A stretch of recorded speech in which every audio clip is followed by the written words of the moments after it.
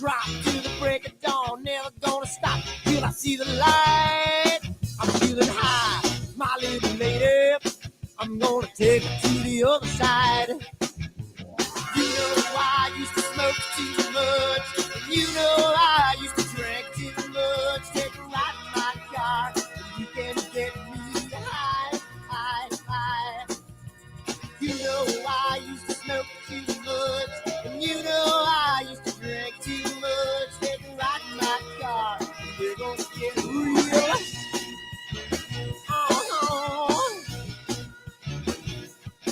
I'm feeling good, my little lady. She's gonna take me to the other side. I'm feeling nice, my little lady. She's gonna keep me moving on. I'm gonna run till I drop to the break of dawn. Never gonna stop, she's gonna treat me right. I'm feeling good, my little lady.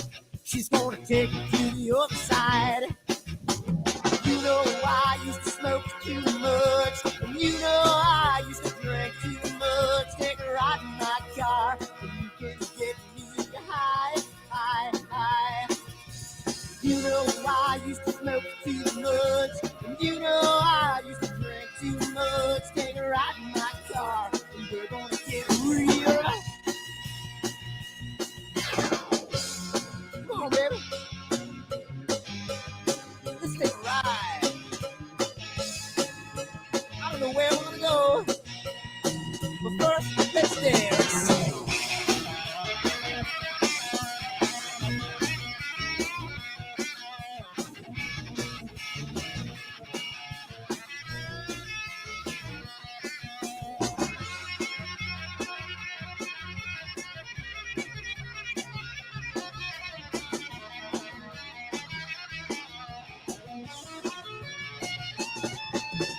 You know I used to smoke too much. And you know I used to drink too much. Take a ride in my car. And you can get me high, high, high. You know I used to smoke too much. And you know I used to drink too much. Take a ride in my car. And we're gonna get real. Oh,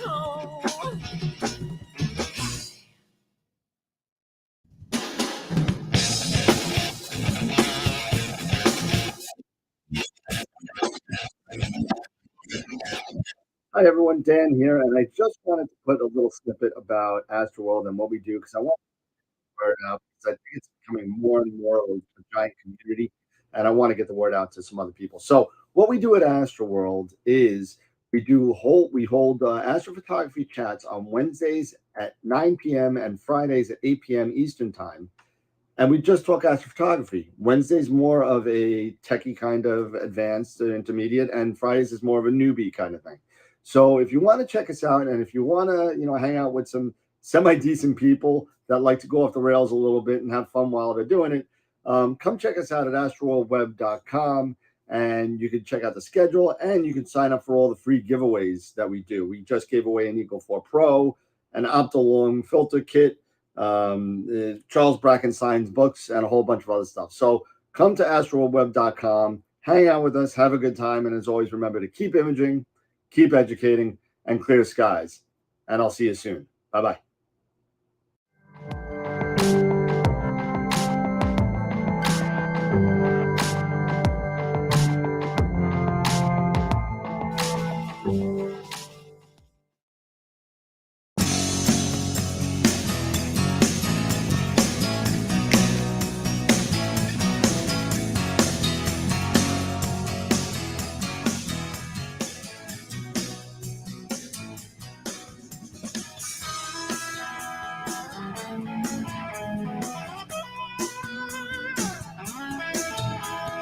Deborah, things are becoming intense.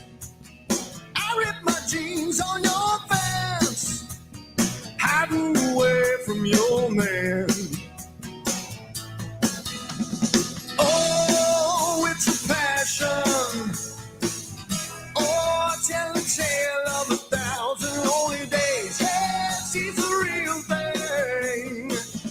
Yeah, only I can make a change. If you want to be together. It's so good to be together with you. If you want to be together,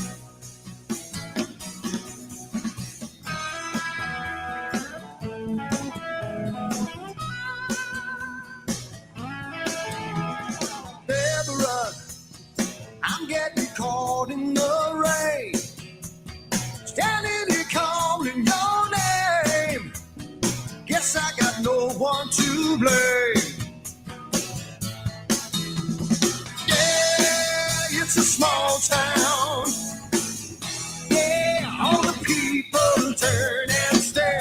Oh, it's a secret. Hey, let them see me. I don't care if you want to be together. It's so good to be together with you. If you want to be together.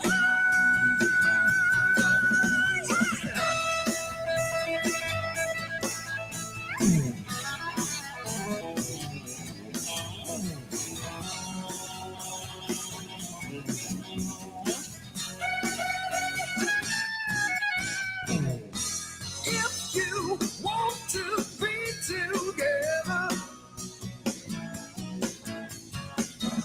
it's so good to be together with you.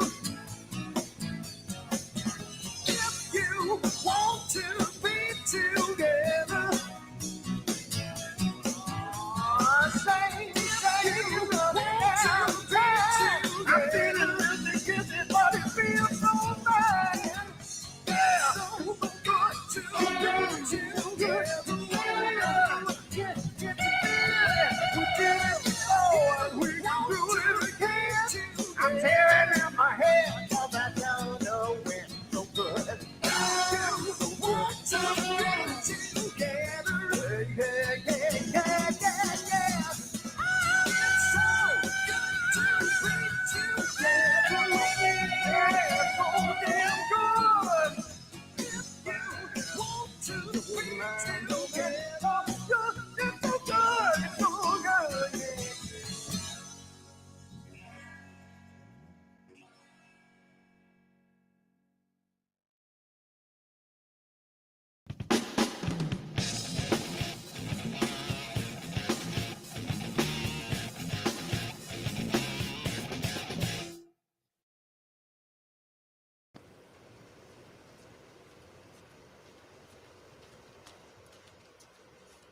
What the hell's wrong with my telescope now?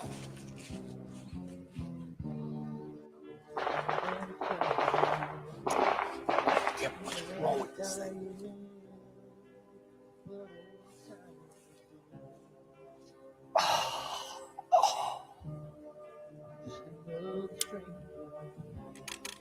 The lost Lone Ranger, can I break this spell?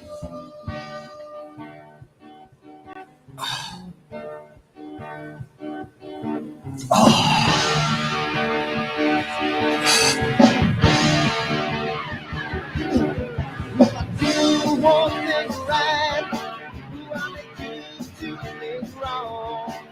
If I want that fine line, I'll always take the fall.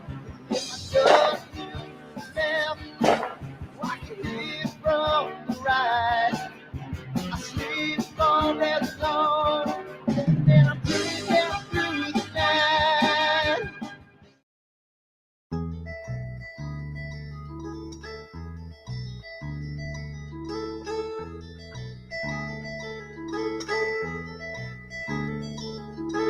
I wonder what it was that made me want you. She couldn't understand what made me hard. She's climbing out my open window. I'm laying here alone and cold and drained. Yeah.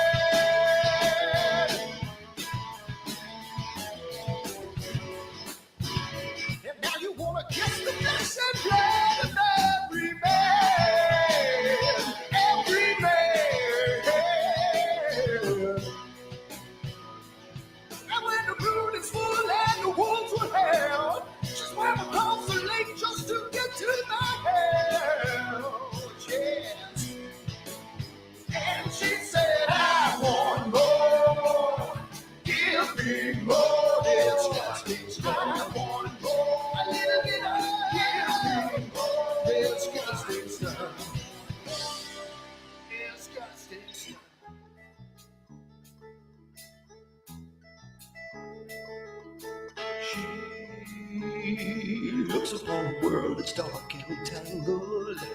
I never saw her turn her head and shame. She's standing down the open window. I'm lying here alone, cold and gray. So take another breath and come up for your oxygen.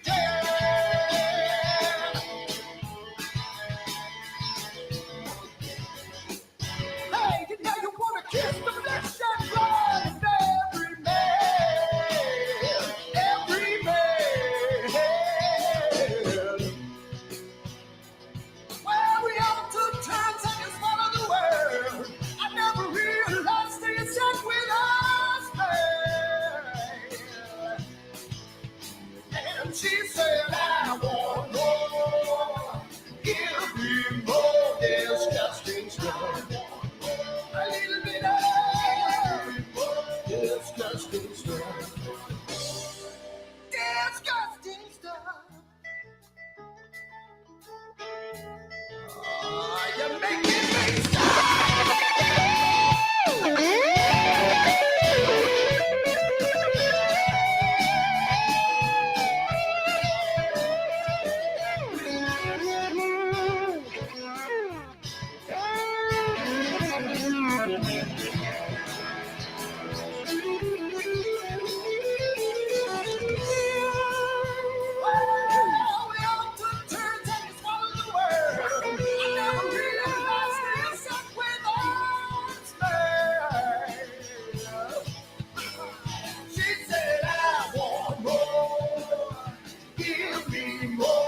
disgusting stuff. A little bit of disgusting stuff. Give me more disgusting stuff. Yeah, a little bit of disgusting stuff.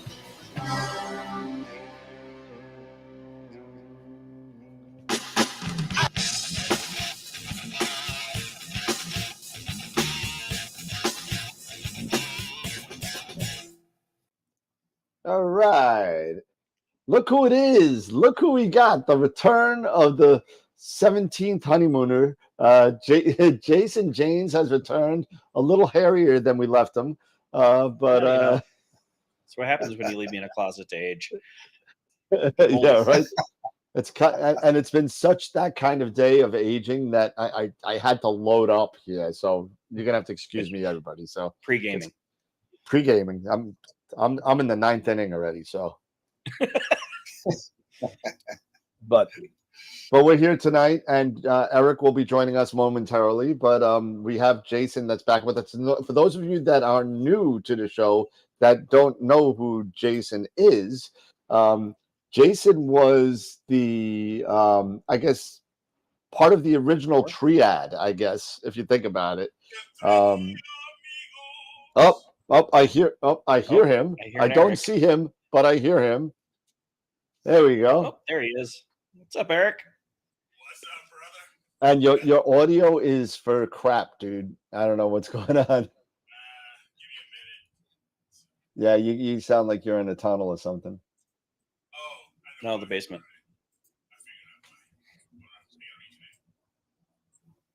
But Jason joined us a little bit after Eric did, almost 4 years ago, 3 years ago. Would have been 4. Yeah. 4, right? Yeah. You. As a matter of fact, it was I got to. I'll say it on live. Happy 4th AstroWorld anniversary, because it just passed. I think it was like 2 or 3 weeks ago. It popped up. It popped up on my. I have everybody's anniversary date of the first day they did a show. I actually went back and I looked and I saw who was first and whatever. So I got everybody. So when the anniversary pops up, they pop up. So happy 4th. You're 4 years old. It's good to have made it to 4 years. I was 3 and now I'm 4 years old. but yeah. So welcome back, Jay. It's great to see you, bro. Yeah, it's great to be back, man. I've missed you guys. Yeah, same, man. It's good to see you. Good to see you. Gosh. Yeah. So Pete, you're here. Yeah, Pete's here too. He was like, "Oh, Jason's here. Oh man, I could go. I don't have to be here. I'm out." It's like, I don't know who this Jason guy is, but I was like, I I've can never leave met early. him. I've heard of him, but he's here, so I'm leaving. So no. Hey, listen, it's more the merrier. It's great, and I love it. Just a couple of small notes about people that are coming on the show. First of all, this is going to be the last show until the 26th of this month, and we're happy that Jason and Pete could be here. But as you know, starting Friday, maybe Saturday now. It depends because the weather is shifting a little bit over there. So one of those days, I'll be starting the long 21-hour trek to Omaha, Nebraska. Oh, you're driving out. Well, you don't know my plan, so I got to tell you the plan now because I got to tell you what the plan is.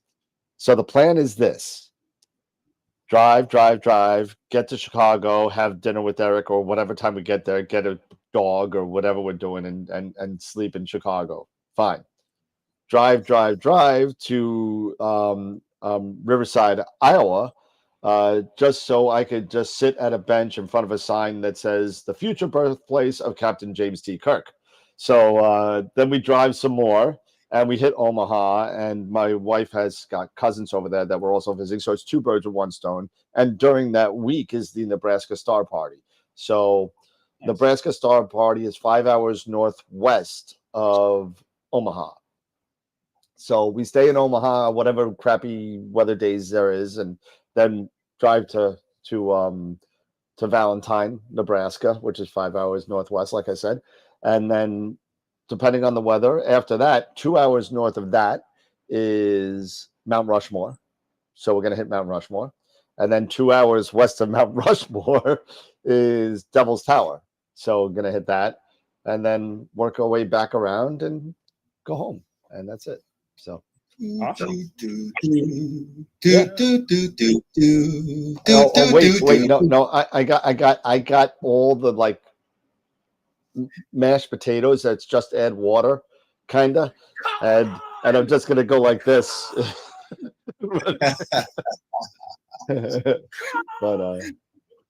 But it should be fun. That I mean, it's gonna be a long drive. But I mean, I think one of the things that we lose out about when we and flying is great. It takes a lot less time. I personally hate flying. I'm a control freak thing, so I hate flying. So if I want to go down, I want to be the one at the controls. So it's kind of like the driver of the Titanic. If we're going down, I'm going down with the wheel. So but the one thing we miss when we do that is we miss everything in between, and not that there's a lot in between, like Pittsburgh and Iowa. There's really nothing there except for like Chicago, maybe Columbus. When you're in that road, Yeah. there's really nothing. I've driven it. It's just a flat kind of. There's a reason why it's called flyover states. Oh well, but yeah, but you know what? Wait, whoa. Illinois is Chicago. We're in a flyover state. No, I didn't say that. I said in between Pittsburgh and Chicago, there's really not much of anything. Yeah, fly over Pittsburgh, fly over Cleveland.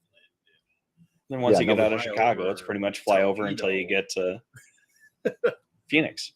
Yeah, exactly. So and then you could spend, hopefully you land all right in the 127-degree heat that you gotta, No, you wouldn't land. They would divert you because 115, they don't put the jets on the runway. Oh, good to know. FAA hasn't certified airline tires to touch down over 115 Fahrenheit. Well, that guy, I didn't know it to my 20 trips to Las Vegas that I've taken over the course of my life. So great. But they found a loophole. They just moved the weather station off of the airport proper to an area with a fan blowing across the temperature sensor, so it drops at 5 degrees. So that's great. So now I could land and melt the wheels of the tires and just end up like what is it? You didn't need all 12 of them. Nah, I don't need any of them. These things go down, but tonight we're also giving away, and hopefully Charity doesn't win this too. But we're giving away the wine tumbler, the AstroWorld wine tumbler that was left over from Neve. And the Friday after we get back, Saturday, the Saturday after we get back, is we're going to be having Helena Cochran from Helena's Astrophotography. So going to be a lot of fun with that. Mabula from APP. I always screw up. APP is going to be coming on as well after the release of 2.0. So we're looking forward to that. Plus, we're looking forward to the return of Dr. Sass from my telescope, and Charles Bracken and Ron Breacher, Sean Nielsen, all of them. And you know, the summer is great because you kind of talk and everything, but everybody wants the image, so nobody wants to come on the show. So basically, we're going to busy getting data. Yeah, which is fine. And for those of us that are lucky enough to have observatories and stuff like that, they'll come on the show. But most people are traveling and stuff like that in the summer. So I think we're probably going to kind of crunch maybe the guests a little bit into third, fourth, and part of the first quarter, and just leave the summer just to kind of do the regular stuff. But don't forget to come. There's going to be a lot of information about the Lana show. So make sure you follow us not only on the AstroWorld TV channels, but follow us also on the new social media platforms for AstroWorld telescopes on Instagram, Twitter, Facebook, and YouTube as well. So if you're friends up for us here, join us on the other one too. One's a little bit geared towards sales, obviously, and this one's still geared towards what we do here. So it's going to be a lot of fun. So tonight, what we were supposed to do was a overview, and I don't know if Eric, you're ready for this, but if you are, that's great, because I have not had a chance to do it at all. I literally got home at 7:15 Eastern. I'm sorry, 8:15 Eastern, and spun up the show, gave Jason his number, and now I'm drinking wine with you fine people. So I'm gonna. What's that? You had like 3 days, man. Well, that's just calendar days. It's not physical, actual days. I know. I did, but you know what? I had to pack. I had to do a whole bunch of stuff to get ready. So you know what?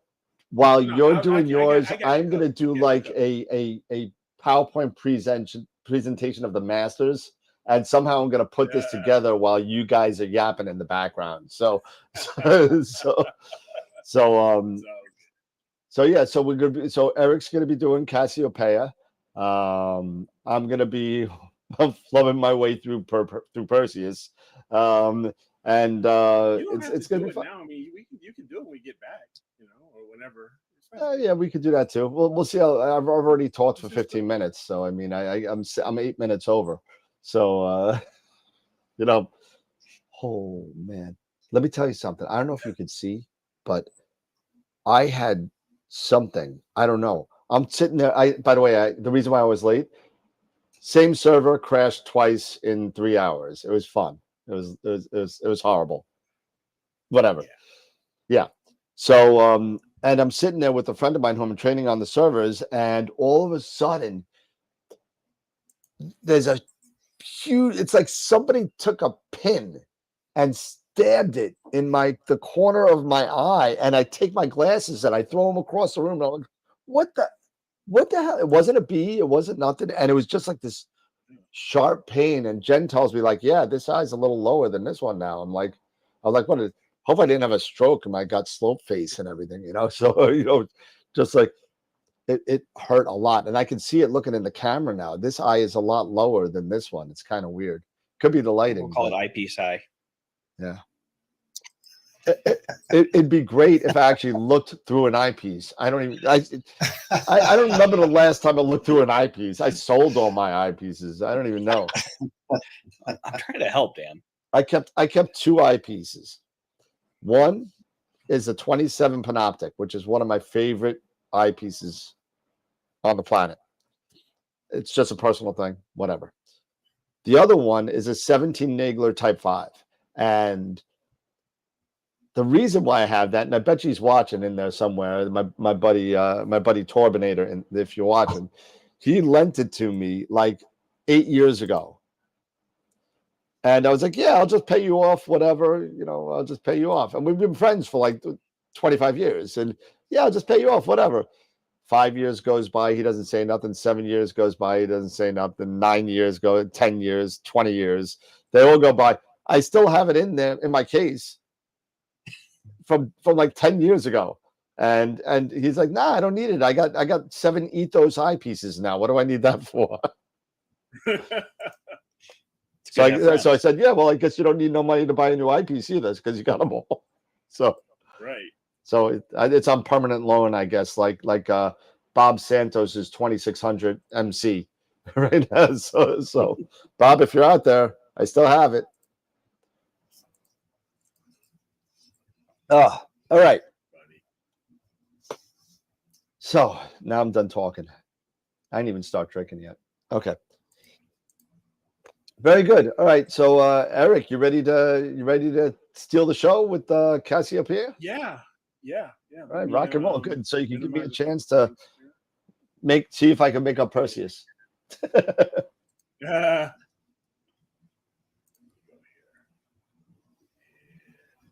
Right.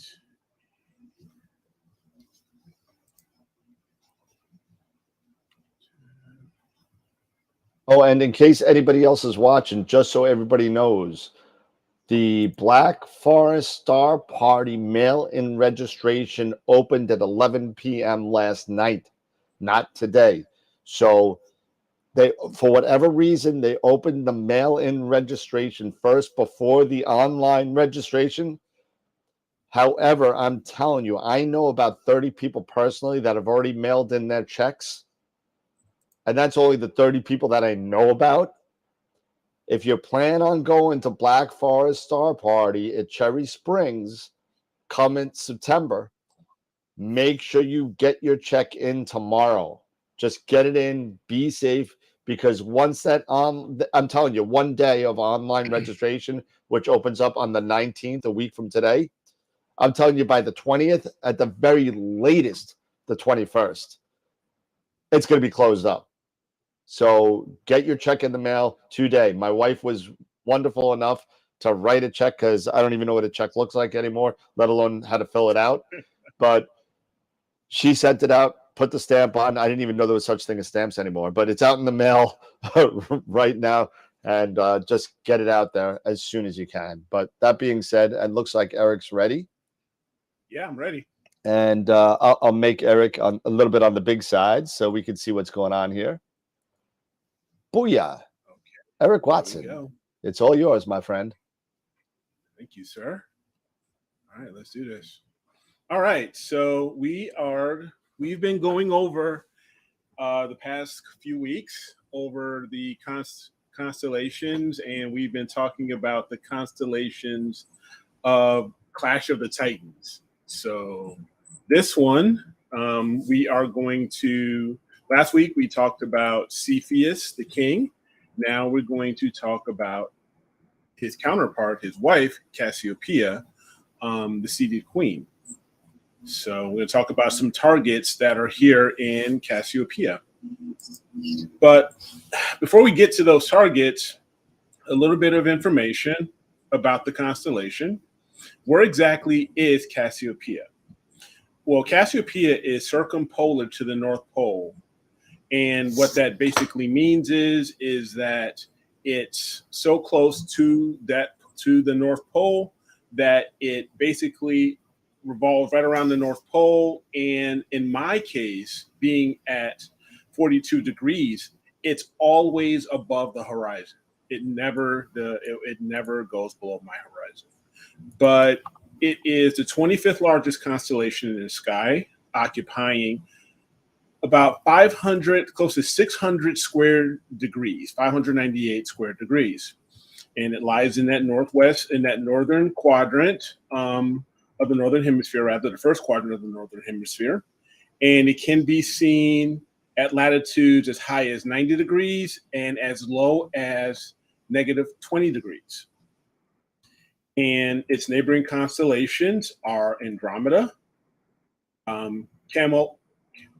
Camelopardalis, Cepheus, Lacerta, and Perseus.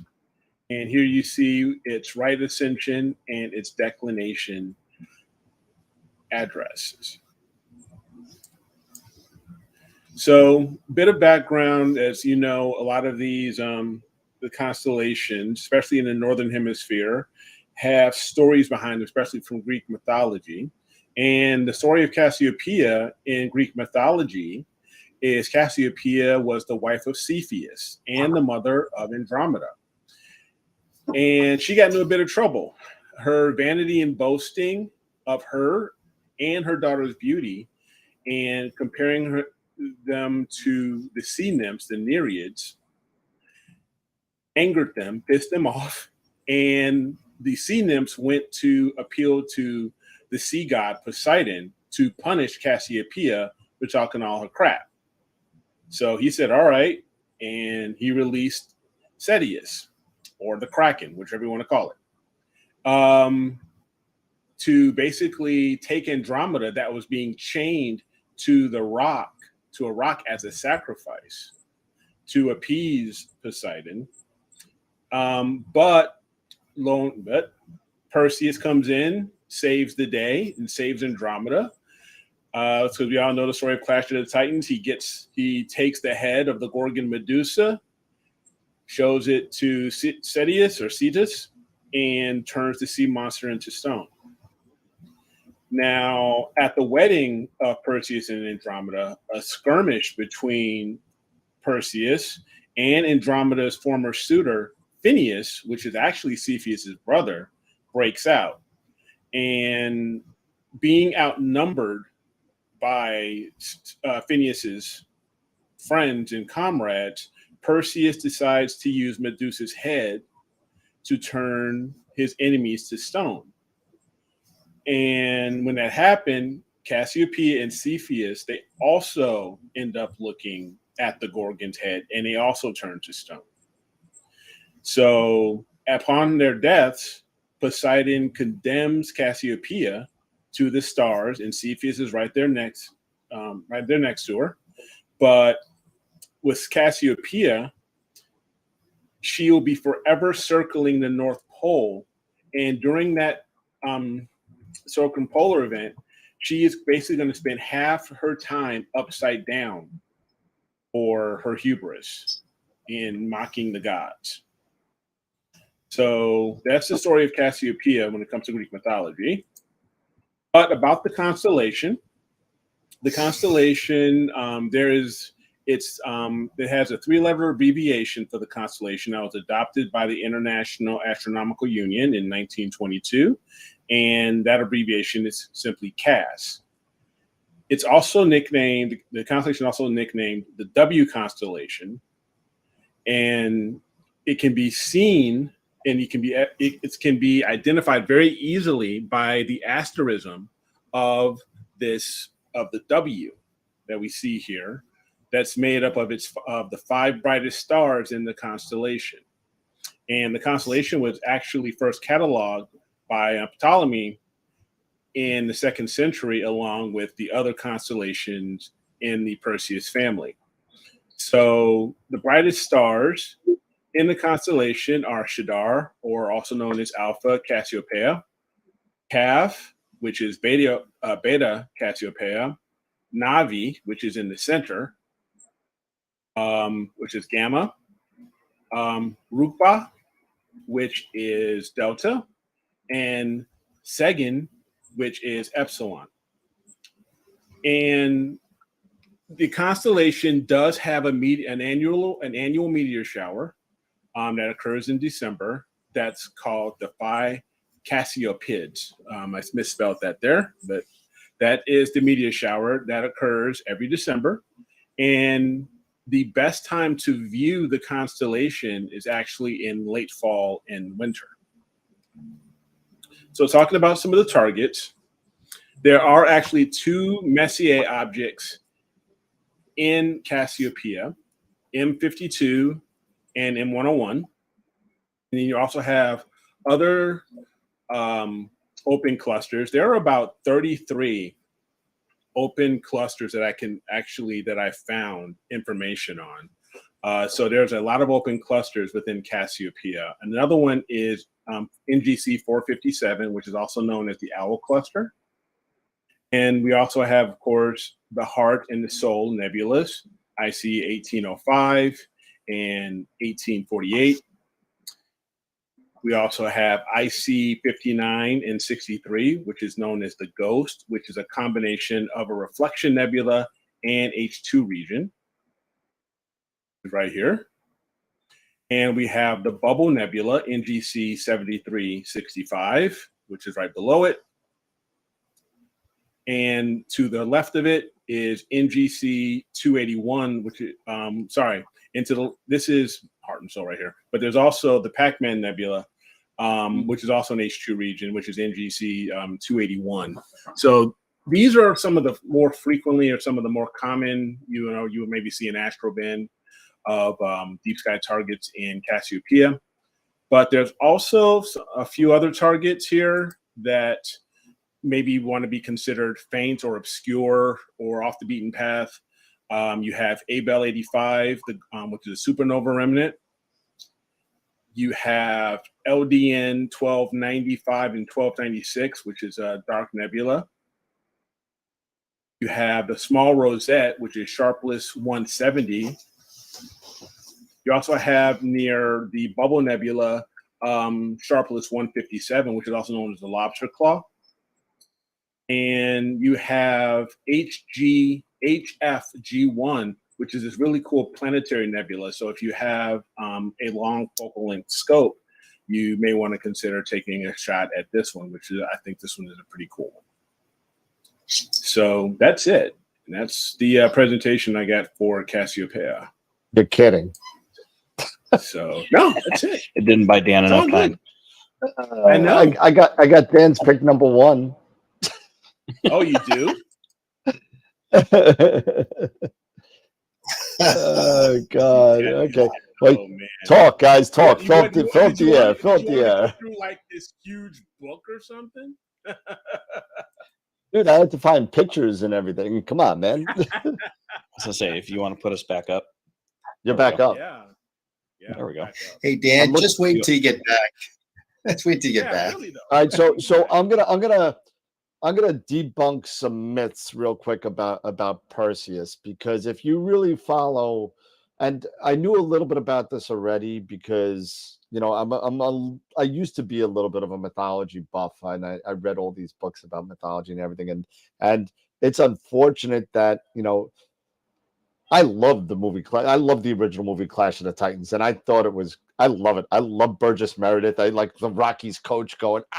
It's kind of cool, but you know what? They took a lot of liberties with the movie to make it kind of cool, and a couple of actually. So the Legend of Perseus is actually a lot different than what was depicted in the movie, and we spoke about a couple of those last week when we both spoke about. What did we speak about? We spoke about Andromeda, was it? We spoke a little bit about Andromeda. A little bit about Andromeda, right? And Cepheus, yeah. Yeah, and Cepheus too. I think that was a big one. So Perseus was actually sent by his king, right, to get him the head of a Gorgon. He didn't know it was Medusa. He just went to the isle that he knew where all the Gorgons kind of hung out. And if you remember the scene of him killing Medusa the Gorgon, it was just like kind of chasey, kind of don't look at her and hide behind these things and everything. It was a lot less dramatic than that. He actually killed Medusa in her sleep. She was chilling. She was just hanging out in bed, and he kind of snuck up and went whack, and she was dead. And it was over literally in a second. So, and that lovely scene, that really great scene where Perseus comes on Pegasus with the head of the Gorgon, and all of a sudden she comes alive, and the snake turns on, the eyes turn on, and turns the Cetus to stone. Yep. Didn't happen according to the regular mythology thing. He actually took the head and just went like this. and did nothing, and he killed Cetus with his sword. He killed Cetus with the sword. He scared him to the point where he just froze like and then killed him. Yeah, it was that momentary lapse. They're like, oh shit, and he killed him with the sword. It wasn't carbonite. It was not carbonite. It wasn't even. Although the sword was given to him. He just slinked. Yeah, but the sword was given to him by the gods. The whole gifts of the gods were all true. The shield, the sword, the helm, all that stuff were gifts given to him from Zeus. But wasn't there the remake where he needed to know the location of where the Gorgon was at? So he made those 3 hags, and they had to share the one eye, right? Remember? Oh no, they were the Stygian witches. The witches. You're exactly right. Witches. That's yeah. The Stygian witches. Because he needed to find out where the lair was for Medusa. Yep. Yeah. And he had to decipher these riddles. They always spoke in riddles, and he had to kind of decipher them. And then once, because they all spoke, they were all blind, and they only had this mystical. It wasn't even an eye, really. It was like a mystical ball, kind of, that a seeing eye. They called it the seeing eye because that they put it up to their forehead and they were able to kind of visualize everything. And he got it away from him, held it for ransom until he got what he wanted, then threw it back at him. And that's actually more or less true.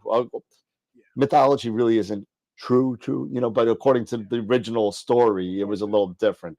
So Perseus killed. He did rescue Andromeda. Was that?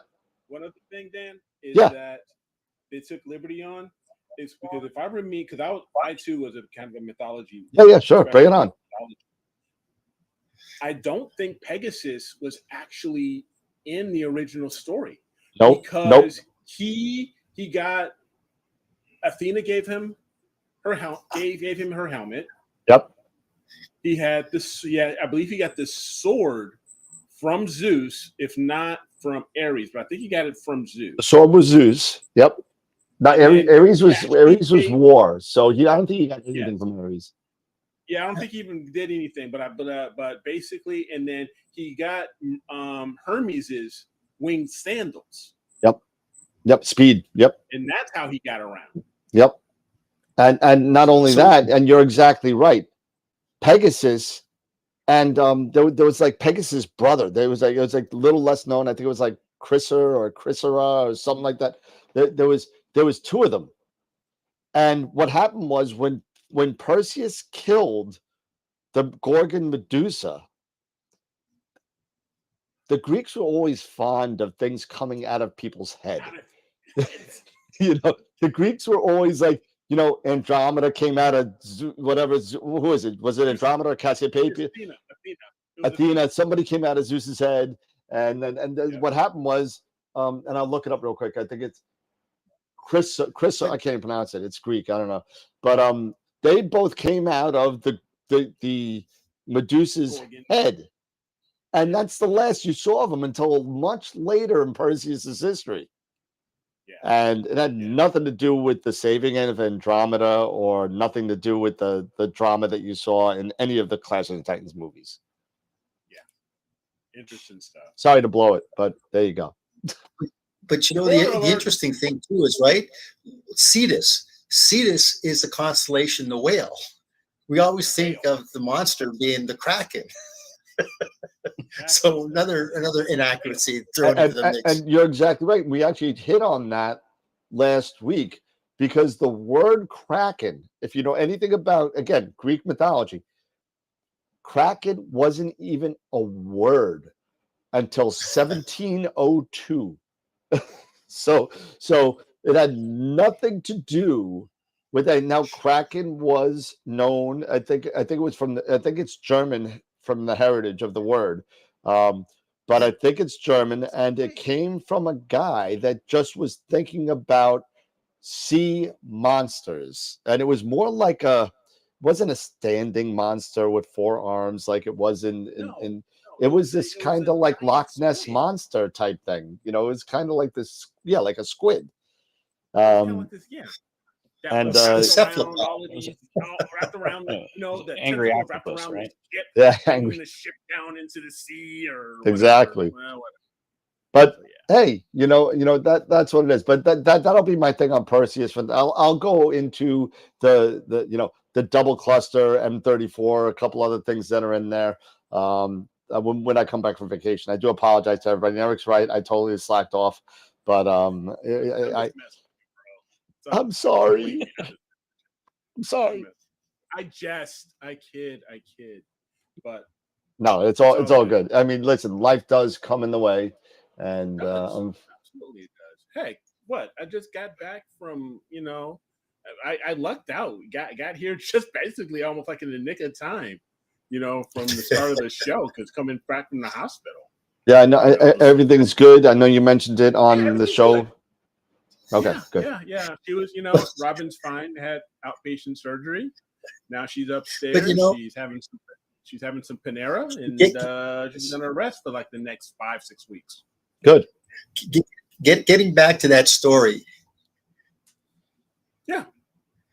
Getting back to that story, when they get married, there's always dysfunction in the families, right?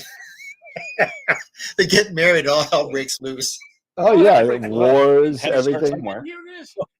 Don't add alcohol, just pull out the Gorgon's head, the Medusa. And here's the crazy thing, you crazy mythological Greeks. And I said it in my little thing there that Phineas is Cepheus's brother. So it's basically incest. Sport the whole family can enjoy. It's like, what the? Let me tell you, the Greeks have the Greeks in the mythological, and I'm not trying to make fun of Greeks or anything like that because a lot of my friends are Greeks. So let me just throw it out there because apparently, when we get back talking about astronomy and stuff, we'll talk about. Apparently, we went a little too far with something and annoyed some ZWO fans last couple shows, but whatever the case may be, I mean, let me tell you, even if you go back to Sophocles or Oedipus Rex, Oedipus a colonist, all that it's all kind of. I love my mom and I want to marry my mother. And you know what? It's so bad that I'm going to get, my eyes burned out and go blind, so it's really like the Greek tragedies are really interesting. And just to see how stuff like that parallels stuff like it, I'm going to bring it in because I just love it. Parallels Dune and Star Trek and Star Wars and all that kind of stuff. It's just a lot of it comes from Greek tragedies and Greek plays and even some Roman plays out there thrown in there. So, I mean, growing up with a broadcast background, there was a phrase that stuck with me. There's only 8 stories. It's just how many times you're going to retell it with just a little twist. Yep. Just like Star Wars, we're gonna make the good guys black and we're gonna make the stormtroopers white, right? We're gonna make the bad guys evil with the black kind of uniform. All the bad guys were wearing white. You know what I mean? So it's kind of except for Darth Vader. But what's interesting is in literature, there's really only 3 main conflicts, right? Man against man, man against the unknown, and man against nature. And that's always the 3 primary conflicts. And you're right, Jason, that would fit into the 8 storylines that you really got, right? You're always going to have a protagonist. You're always going to have an antagonist. Yep. It's all the same script. It's just who the actors are. And sometimes the protagonist and the antagonist are the same person. Yeah. Well, that's part of what adds the drama is, like having that plot twist. Damn Fight Club. We don't speak about that. The Greeks know how to throw a party. Oh yeah. Hey, listen. All that pipe rust did a lot of good. Trust me. It was literally liquid LSD for about 2 centuries. So until they figured out copper piping, so. It's all the lead pipes they threw down there. They thought they were all cool. That they had like the first ones to do plumbing, right? And what do? Yeah. They use lead pipes and it rusts and it gets into the water and everybody hallucinates forever and then die writing stuff like Oedipus Rex. So Toga, toga, toga. Tom Peters. Tom Peters like no toga. no toga, no toga. No toga. No toga. Oh man, yeah, but so The apparently original frat parties. I think when me and Eric a couple of weeks ago were talking regarding there was a lot of questions about the Eagle versus the ASI Air, and I want to put something on the record right now. If it came across as an ASI Air bashing, it wasn't meant that way. It really wasn't. It was really just a comparison of both Eric being a big ASI Air guy, me being a big Eagle guy. We were just kind of going back and forth. Yeah, I can't do that. My Eagle's too big, but I could do, I could see just by comparison. It's like, oh my God, it's so big. And we were just talking about it, and it wasn't bashing ZWO per se. It really isn't, because ZW has done a monstrous job marketing their product, making it at a price point which fits a lot of people's pocket, and and really doing a lot of good for the astrophotography community as a whole. Really has. And I use the ASAR not as much as Eric. I just won't. Because you know what? It's just because of my comfort zone. I like Windows. I like doing Windows, and I like. What's that? We talked about this. Yeah, but I just want to make it clear, because we did get some comments about that show that it was disappointing that we were bashing ZWO, and that wasn't the intention at all. I could literally rip out probably 15 ZWO products right now that I have between my closet of death, my table over there, and my 4 telescopes. So I mean, it wasn't meant that way. I'm sorry if we insulted or kind of annoyed some people. It wasn't that intention. It was just a matter of talking between one and the other. Actually, the question I think was from the people in the chat saying, is the Eagle overpriced? If I remember, that's how it's turned off the question, and that just spurred into its own being. So, well, and the thing that I'm still part of the beta group that does a lot of the testing, and there's been a lot of stuff in the ASI groups about incompatibility outside of the ecosystem.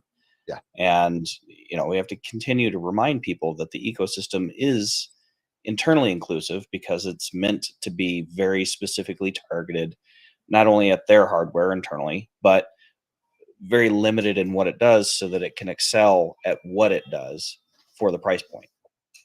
And that's one of the things that a lot of people either don't grasp, because they want it to be a mini Eagle for $400, which is never going to happen. No. The Eagle has its niche. It is a very targeted, specific product, and it is very strong at what it does.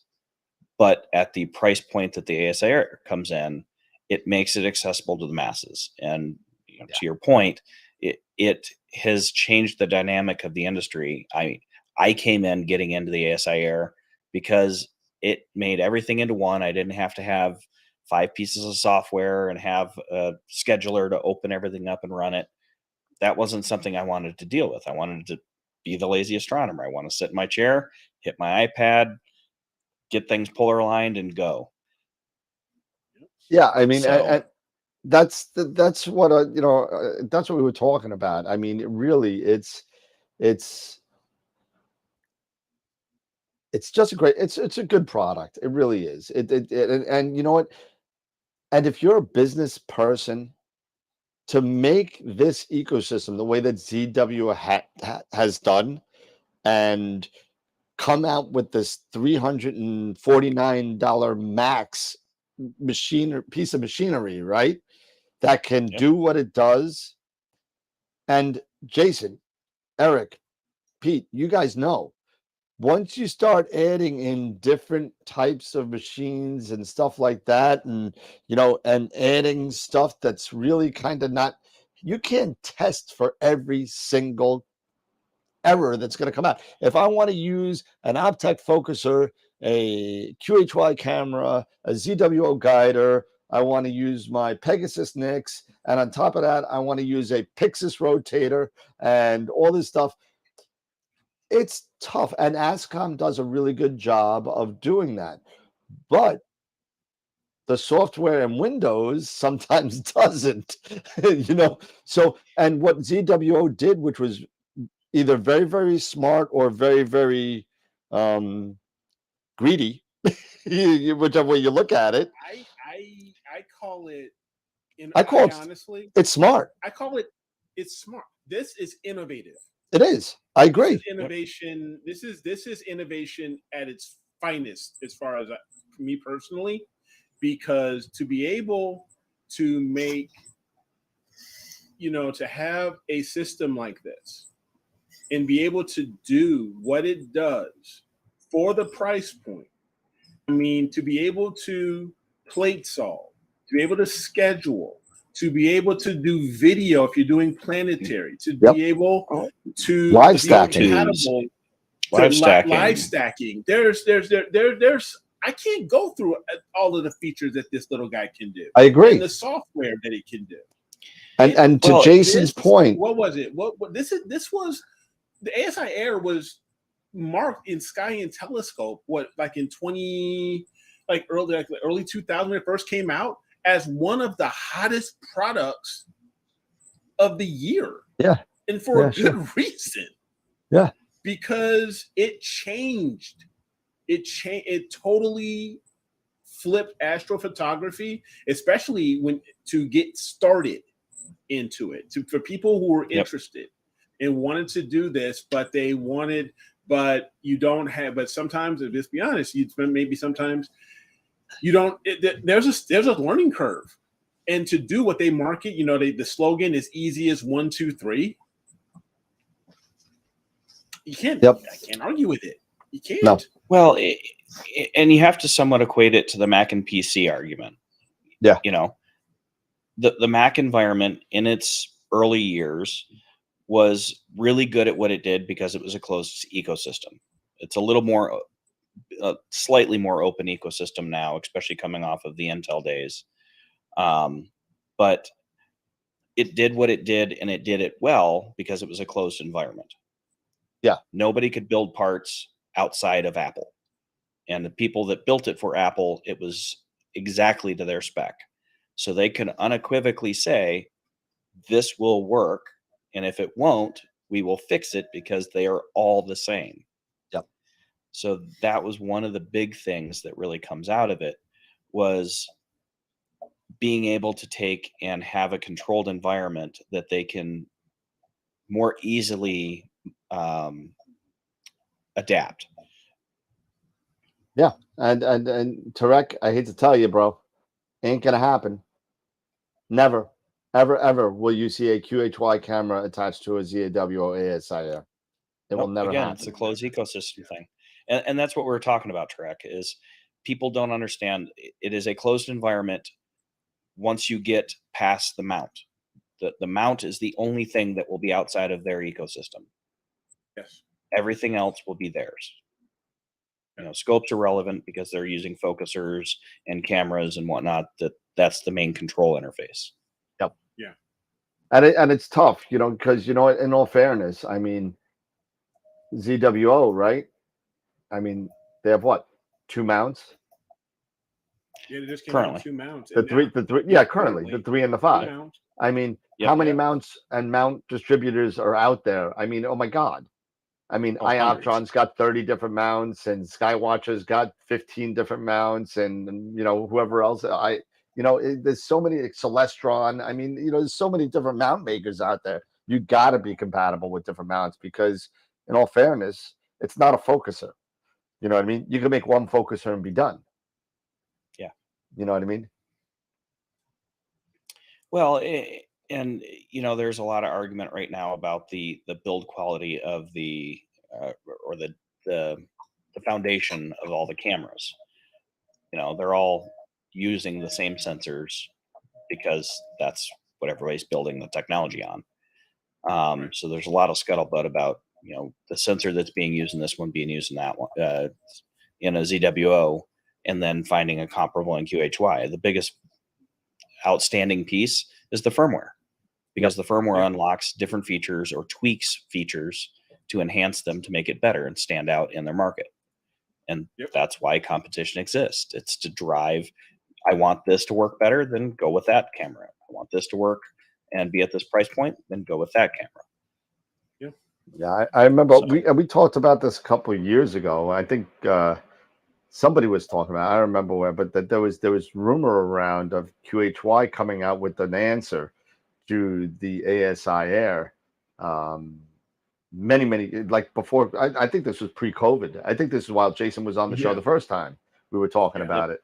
And I think it was shelved. Didn't Pegasus Astro have something before ASI came to light, and it never got cohesive? I don't remember them having. They could have, maybe, but I don't remember if they did. It was probably short-lived. There was another pie-sized device the Stellarmate.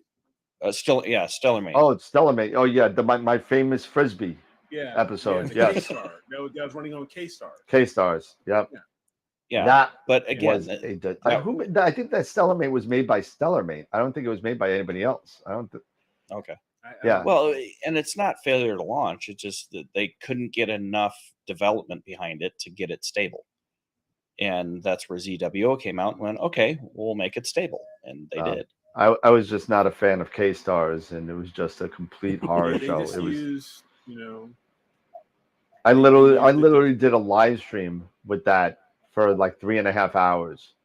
And I consider myself pretty well versed in astronomy technology. And let me tell you something. Even though working at a telescope store for 7 years and dealing with issues from people all across the board, from ZWO to the highest scale observatory, let me tell you, this thing stumped me. I threw this thing. I actually sent the pieces back to OPT, and I said, I don't care. You could charge me for it. It's fine. I just wanted to show you what I did to it. I've got one, Dan, and we can throw it to the closet of death. Oh, I don't even think the closet of death existed. I've never used it. It's just in my closet as well. Oh God, I'm gonna put like a headstone, Stellarmate. I'll find out what day the day I filmed it, and it'll have the time, because it's not gonna be long enough to do days. Time of start, time of end. So be like 3 hours. Well, I mean, I've got 4 of the ASI Airs from the original all the way up to the Pro. Yeah. I don't have the latest Pro with the larger internal EEPROM. The 256. Yeah. But so mine's the original 64. Yeah, but I've got my I'm same with you, Jason. I mean, I've got the original. I got the Pro. I've got the Plus. Now, I don't have the Mini or the newest one, because I don't need them. I've got 2 Pros, because I had those 2 separate setups. No, there's a Mini. I've got the Mini there. So, I mean, what they do, it's innovative. I mean, what they did, how they figured it out, how to get everything to work and to do what it does for the price point. It's what, in my opinion, it's one of these things in the past 5 years that has just flipped this hobby and this lifestyle on its head. And when I'm talking about, I mean by astro imaging, not necessarily astronomy, but imaging. Yeah. So it's really cool. Well, and they just keep bringing out new stuff. So being able to do EAA and outreach, yeah. Simon will talk to it because he uses a lot for outreach at the observatory. Being able to put that in front of a kid, whether they're 3 or they're 40, and go, look, it's right here. And they can physically see it. Here's the iPad. Because, I mean, Halloween last year, I went and I had a 9 1/4. Just put an eyepiece in it, focused on, it was Mars and Venus and the moon. Yep. Slewed between whatever you wanted to see. I had a little step stool out there. They could stick their eye in the eyepiece and they could see it. Half the people couldn't see it because they couldn't get centered in the eyepiece The eye relief. until they literally held on to it. And, Yeah. you know, at that point, I didn't have all of the ZWO stuff dialed in yet to be able to turn it into an EAA, which would have made it way easier. But, you know, I've got 2 little kids, so I was too busy trying to be dad and go out and trick or treat. They're not very little anymore. Not anymore. The oldest is 7 and my youngest is 2. 7. I know. She I remember starts when second she was grade like little, in a week and a little half. 3-year-old. No. Is it time? Yeah. She would come up. Is it Signing us up time? on the Can I come show, up? man. Yeah, I know. She's actually downstairs Sign rehearsing her us up. lines, hoping that we'll let her close the show today. So He is absolutely doing it. I told you that. I told you that she's doing it. Yeah. You know what I do my miss wife though? I does. miss your backdrop. Where's the backdrop, man?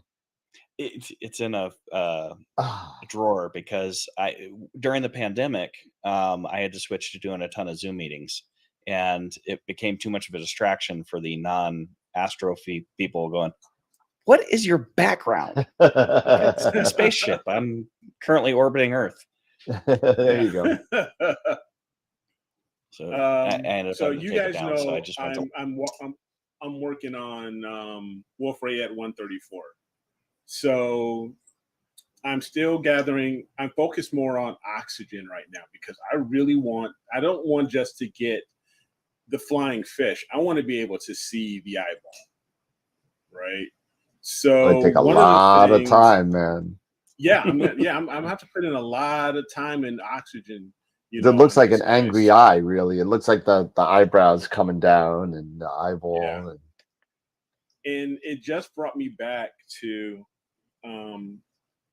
what we talked about with the smart histogram and sharp cap and doing sensor analysis and getting back to that law of diminishing returns. Yeah. And it just I still haven't really found the sweet spot for me yet because I was going at 600 seconds, so it's basically 10 minutes. And what I probably need to do is just go back and take a look at some other data I have. And I'm looking at my brightest stars, and they are totally maxed out as far as their brightness. The K statistic in Pix Insight, it's always at 1. They're at 1, 1, 1. But everything is you try to figure out, because it's so faint, that oxygen is so faint. So I wanted to try to push it up and say, maybe I can push this a little more. And this is one of the things that, people have been questioning about a lot, was how long is too long? Is it, because you got such faint data out here that you're really trying to pull up. I went to 900 seconds. So I basically went to 15 minutes. And I'm looking at my histogram. The median ADU, it barely moved. yeah, It was. Yep. It barely even moved. So you'll find that. You will definitely find that. Now you got to sit there and balance your histogram versus your star shapes, and all that kind of your guiding and how not a lot of mounts out there. 2,000 sub $2,000 mounts can pull off a 15-minute exposure. Yeah. So it gets tough. So you got to kind of balance that. And when you're talking about the diminishing returns law, that's really subjective. It's a really subjective thing. You could really scientificate it. It's not even a word, but you could really analyze that and get into the numbers and all that kind of stuff. You can say, okay, you know what, a 10-minute gives me this return and a 15-minute gives me this, and you could actually crunch the numbers on the histogram and see how much you're getting. Now, visually, or what you get on a stack, that's where it gets subjective. And you're sitting there and saying, hey, okay, you know what? Well, this is my, I don't look at narrowband images till I start shooting at least 10 hours. Once I'm at 10 hours, I start taking a look at it. So I stop. I go every 5 or 7 hours after 10, and I'll stack. And I'll look, and I'll look, and I'll say, okay, you know what? Well, I don't see that much of a difference between 17 and 24. So I'm going to stop at the 24 because it's not adding as much You're as not it gaining used to. ground. Yeah, exactly. Yeah. So, and that's totally subjective, and that's based on the artist, based on the person putting it together. So you got to kind of look at it, and that's what we talk about on the show all the time. You stop when it's good for you. Yep. Yeah. Because here, I'll share my screen here. Good, because I don't have one picture to show. An idea, so I'm gonna open this one, and then I'm gonna open one more, and I'll share Diminishing this return. one. Yeah, exactly. Yeah, it's just like this glass of wine. Yep. Sorry, and let me just grab this other one, which is the 900. Well, and it kind of boils down to the same thing that we Yep. were talking about when I was on, back in the day. Your imaging time. Are you better to take 200 2-minute images versus 15-minute images? It's that same point of diminishing return and what you're actually going to gain. Exactly. And here is, if I share my screen here, so here is PixInsight. So here's my 3 different versions of, and these are all in oxygen. Now, there is one difference. I will grant that this one is different, the gain, but maybe it just goes to show. So here is 900 seconds, and if I go onto a bright star here, you can see that brightness. I'm at 1. I mean, it's totally overblown. It's oversaturated. I mean, it's overexposed rather. So I'm looking at that You've one, hit and full then I though. went here, looking at that same star. I'm there. So, and now if I go to that same star here, and this is 300. So, and if I go to that same exact star, could you try to figure out what's the right to do?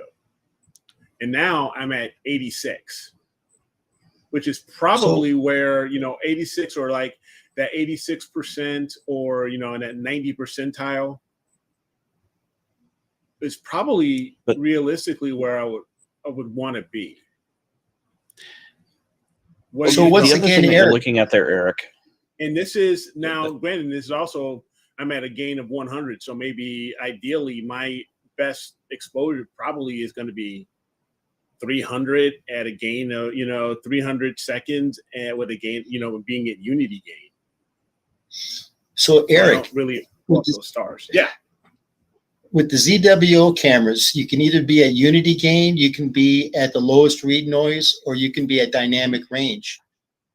Have you thought about looking at the dynamic range? Because once again, it's not the stars that you're interested in.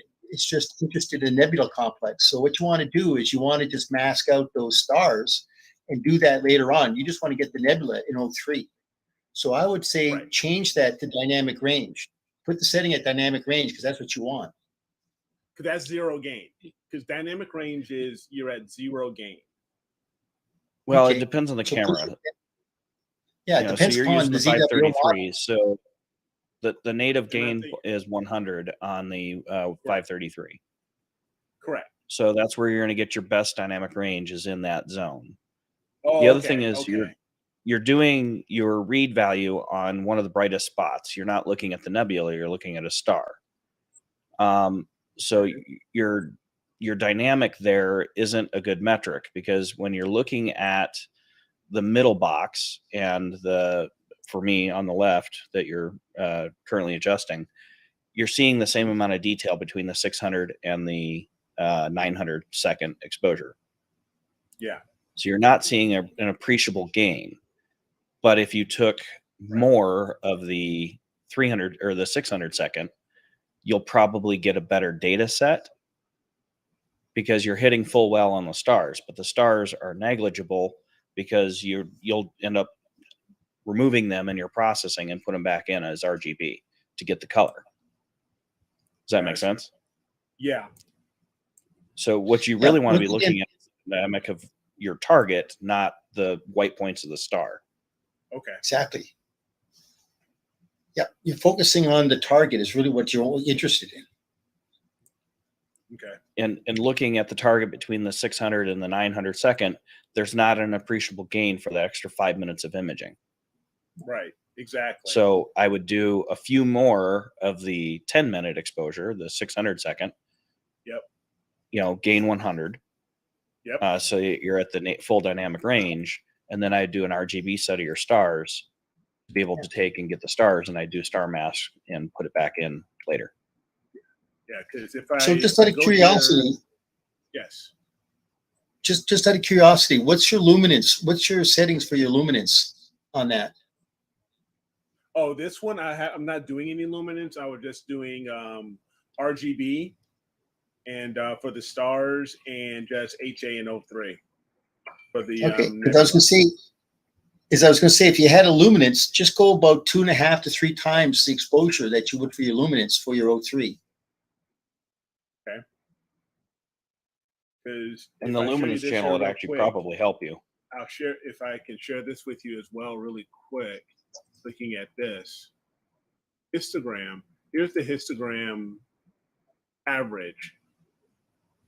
And this was at 30, just over 3,400 ADU on this versus if I scroll down to the 900. Yeah, you're not getting an appreciable gain. I'm just at just under 3,800. Yeah. There's not enough appreciable gain to warrant the extra 5 minutes of exposure. And that's basically why, looking at that, I only ended up doing 3 of the 900, and everything else I just went back to 600. So I was just like, yeah, that's not worth it. But I wanted to share this especially with folks who sometimes struggle with what's the best exposure, length and gain, doing these types of shots, and should I go longer, should I really do these long exposures and stuff like that? That's really the point that I wanted to share and try to and make, is that for this type of stuff, you just take a look at, like you guys were saying, take a look at your histogram and take a look at that target, the target you're actually focused on. So it's, because to your point there, Pete, yeah, I shouldn't really necessarily be focusing on the stars. I need to be focusing on the actual target, the actual thing I'm actually. And as you said too, Eric, your Bortle skies compared to my Bortle skies, like I'm at a Bortle 1, so I can push that up to 600 seconds. You're going to be really pollution limited because of that fact. So you're going to only have to go to a certain point.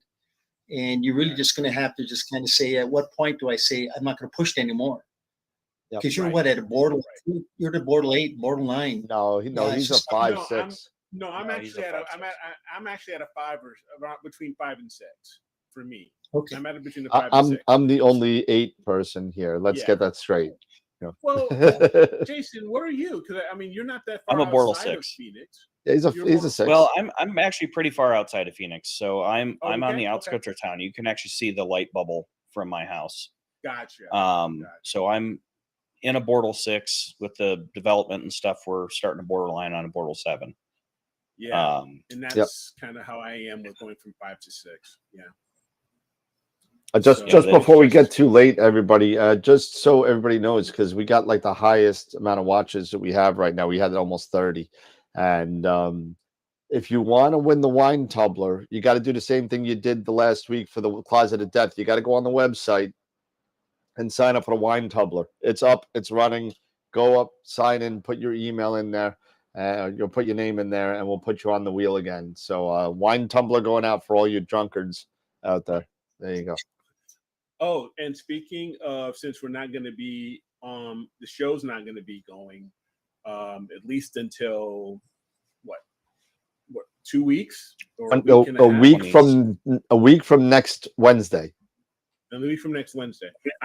The image of the week is still going to be going. I'm still going to go onto the webpage, and I am still going to hold on to, and I won't announce winners, of image of the week until we come back.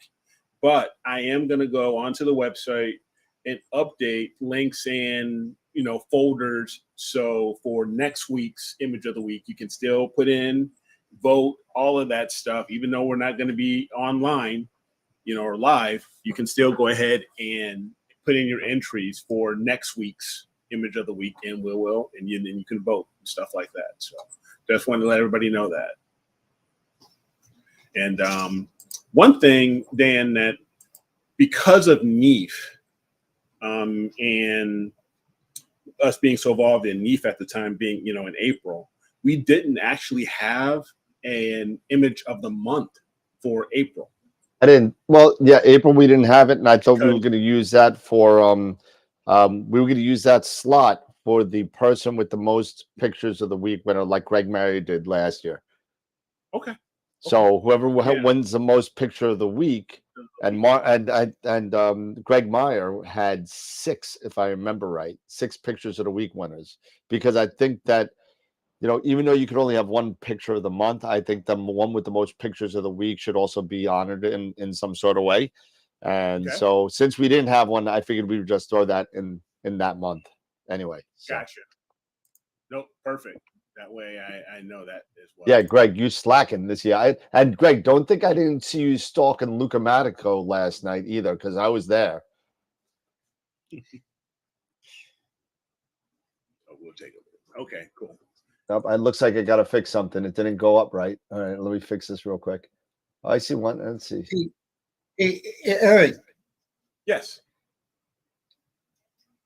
Eric, did you get a hold of those guys? Remember at NEAF? Remember those guys that had all the internal components for a roll-off roof? What was the name of that Dark company Dragon. again? Dark Dragons. Dark Dragon. Did we ever get a hold of them to get them on the show? Because I think they'd be a great candidate. Yeah, I spoke to Jeff. He's ready to come on probably in September, October. Good.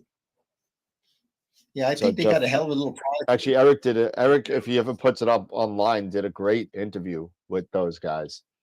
You know what? Yeah. Just like you got all next week. You annoyed me to get it up on the Google Drive. So I finally do, and it's been there for 6 weeks. So. I know. So now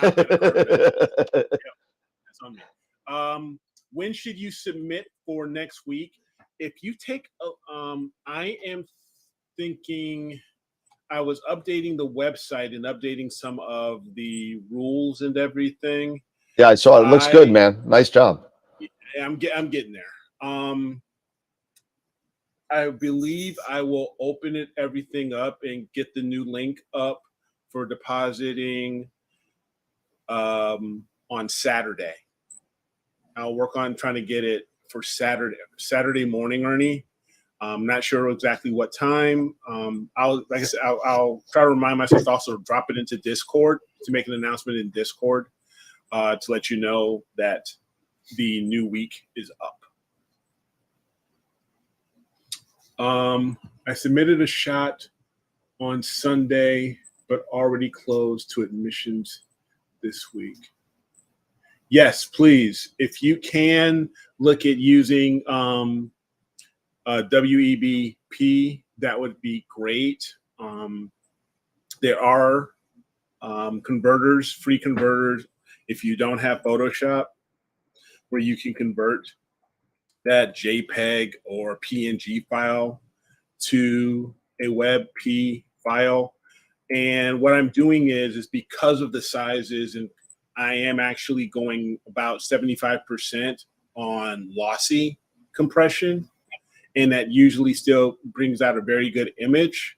It still retains, in my opinion, some really good detail.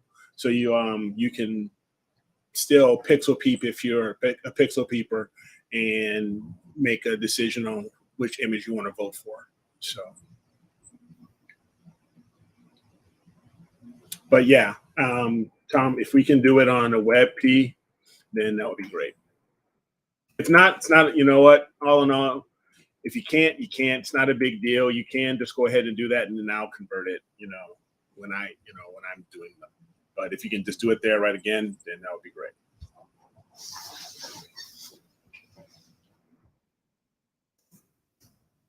There you go. It should be good now. So I just refreshed the site. Okay. So it should be good for the giveaway. So you could go in and get your nice, and it keeps cold things cold and hot things hot. It's nice. So it's nice, and it's metal. See, this is how you know it's good metal, right, Pete? Right? There you go. I'll put it up near the mic. If your telescope sounds like this, don't buy it. It's like the old to joke. Answer, How can you tell a yes. PixInsight does convert your images. There is a choice. You can save as a WebP file. Yep. And I saw Kevin Rasso talked about Affinity Photo 2. Yep. It's a reasonably priced photo editor to do conversions. So that is very helpful, and that they're not very expensive. It's a one-time purchase. Yeah. So So there are a lot of tools out there, and if you are a PixInsight user, you've already got it. So you can basically just save your file as a WebP file and do that. Yeah, congrats to Wayne and Glass Tiger for the Canadian Rock and Roll Hall of Fame. That was pretty cool. Yep. So congratulations to them. I'll be passing the U.S. Hall of Fame, Rock and Roll Hall of Fame in Columbus. Yeah, you going by. Probably not gonna. I've been there already. It's my brother, who was a bass player for a band, opened up for NAMM, which is a National Music Festival over there, during the Rock and Roll Hall of Fame week, and he opened up for bands like Aerosmith and Joan Jett and stuff like that. So it's pretty cool. He's got pictures with Steven Tyler and Liv Tyler, and it's pretty cool. Norm, Glass Tiger is nominated. They're being inducted into Canada's Rock and Roll Hall of Fame. Yep. Just a quick question. John Mayhill, right? The king of the blues from the UK. He lives in California now. Everybody that has gone through his band, Eric Clapton, Mick Taylor, Brian Jones, and yet he's not nominated, and he's not in the Rock and Roll Hall of Fame. If you guys really want to listen to somebody that plays a mean harmonica, this man is absolutely incredible. Why is he not in the Rock and Roll Hall of Fame? I'll never know. I know exactly why. Popularity contest. Nope. I know exactly why. Because nothing good came out of Canada unless if it's hockey. That's it. No, he's not Canadian. He's UK. He's not. He's EU. Oh, I'm sorry. We'll change it to darts. We'll change it to darts. Oh, I'm telling you. Oh my God, you should listen to some of his music. It's amazing. He has his 80th birthday party. He's got Eric Clapton playing. He's got he's got a who's of guitarists playing with him. But he's not even nominated. He's never been nominated. And I just can't believe that the Rock and Roll Hall of Fame is just absolutely 86. Somebody's talking. Somebody's doing the I love that. Talk it, Trebek. But I love it. Oh. Yeah. Well, if you want to talk about Rush, okay, that's something. But remember how long it took Rush to get into the Hall of Fame, into the U.S. Hall of Fame. Remember that. And remember how Alex Lifeson's acceptance speech went. Just look it up. That's all I'm saying. Because even his band members wanted to kick him in the teeth. So, but is he the reason why they started doing the orchestral playoffs for all the award shows? Oh, geez, who knows? I think that's because Neil said, well, I got cancer, so, I'm not going to play anymore, and you don't need me for the orchestra, so you can do what you want. God. Wow.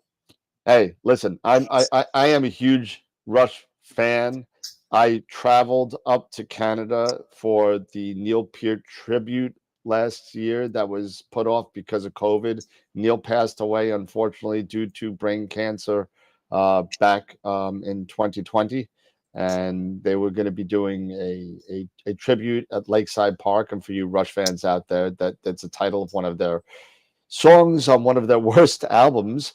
But there's a whole big thing, and there's Neil Peart Pavilion, and there's a whole bunch of stuff going on. But it was put off for 3 years, and I went up there. And let me tell you something: the send off that they gave him was completely incredible, incredible.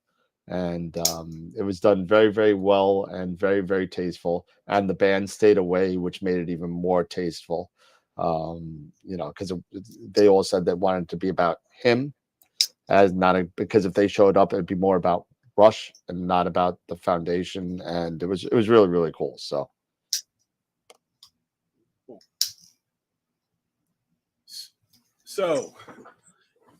we are basically you're heading out, so you're packing, so you're not in doing more ways than one. Yep. I basically right now, and we're just getting past, storms. So we've got tornado. We just had tornado warning just blow through here, and we're not expecting any clear skies for at least most likely a week. So I've got my Wolf Rayette project on hold. Jason, what have you been up to, bud? Because oh yeah, you got something working to and talk about. traveling like crazy. Yeah. But I decided to bite off into a new venture, and I decided to do a full spectrum mirrorless camera mod. So I picked up a Z6 II and sent it over to Spencer's Camera up in Utah.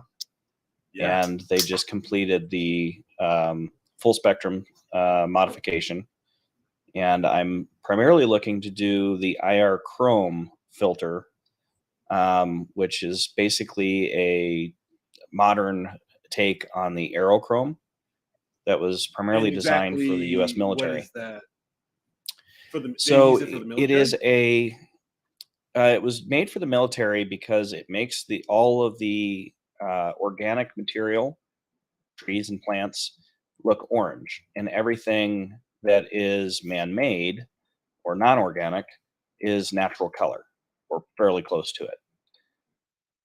So it makes non-organic things stand out. So when you're trying to hide a base and put up the foliage fabrics, it sees right through it. So you see the giant glaring swath, and you can tell where the base is or where troops are hidden. Was the original. It was done by Kodak, called Aerochrome. Okay. So they're using that same technology, same chemical treatments on optics now, and allow you to do the same exposures, but give you a very unique coloration, and it doesn't require a lot of post-processing like most of the other IR product. So you have to do red and blue channel swaps with most of the other IR wavelengths. Really? Okay. So a buddy of mine up in Utah did a conversion years ago for the 660 or 665 nanometer wavelength. Okay. He likes it, but it's when you pick a specific one, you get pigeonholed very quickly. And most people that have gone down that path either send it in to get remodified, so swap out to a different piece of glass, or just go to a full spectrum, which means they just take the filter out, put in a crystalline filter or a sapphire filter that will allow all wavelengths to pass through with very little obstruction. And then you do screw-ons or clip-ins to change out the bandpass that you want to work in. Okay. So it's a lot more versatile. So doing the full spectrum, it's essentially what we're doing with the Astro cameras because they're full spectrum. But we're using bandpass, and they have some UV and IR filtering inherently to keep it within a more visual range. It'll kind of bleed into the UV and IR spectrum slightly, but that's where our bandpass filters, especially in one-shot cameras, tend to help. So this is just doing it with a mirrorless camera. And then the ability to put in a filter and take it back to a regular camera using a hot mirror filter. So Right. gives you a lot of versatility with the camera for about $2,000 between camera Okay. body and the swap. Okay. And then you spend another $1,500 to $3,000 buying filters. Gotcha. But I was always thinking about looking at, because I know of Spencer's, and thinking about doing that with like my 6D, doing a full spectrum conversion and stuff like that. But I haven't pulled the trigger on that yet right now. But looking at, and we would, other cameras. I've got this G and B filter here. Yep. And I want to utilize it, that IR piece, especially for galaxies. You can so Player One, which they have one of their newer cameras that has, it's a cooled one of their newest cooled cameras just came out. Yep. I'm not sure which one is it the Uranus? The Uranus C? Yeah. Uranus C Pro. Yeah. It's Uranus C Pro. And I'm kind of interested in that because I believe that has the 462 IMX 462 chip. I believe so. I'd have to look it up real quick. That sounds about right. The Sony. Yep. Yeah, and it's supposed, and that particular chip is with, and pairing that with the G and B that I have right here. It's a 585. 585. Thank you. That 585 chip, you should be able to pick up, especially if you're imaging galaxy, pick up the infrared. It should be able to pick up the infrared frequency. Yeah. Off of this, this filter should be able to, grab that. So one of the things, which is one of the reasons why I decided to hold on to it, because after I bought it, I almost had like buyer's remorse, and I was like gonna sell it. Well, because I bought it at NEAF, and then I thought about it, it's like, no, you know what? I'm gonna hold on to it. Let's just find out. I'm gonna find something, and I'm gonna use this freaking filter. So I'm gonna look at it. So maybe look at this Player One, because this Player One Uranus C Pro, it was relatively inexpensive as far as the cost. I think the intro cost 585. I think 550. Yep. Yeah, 550. Like, wow.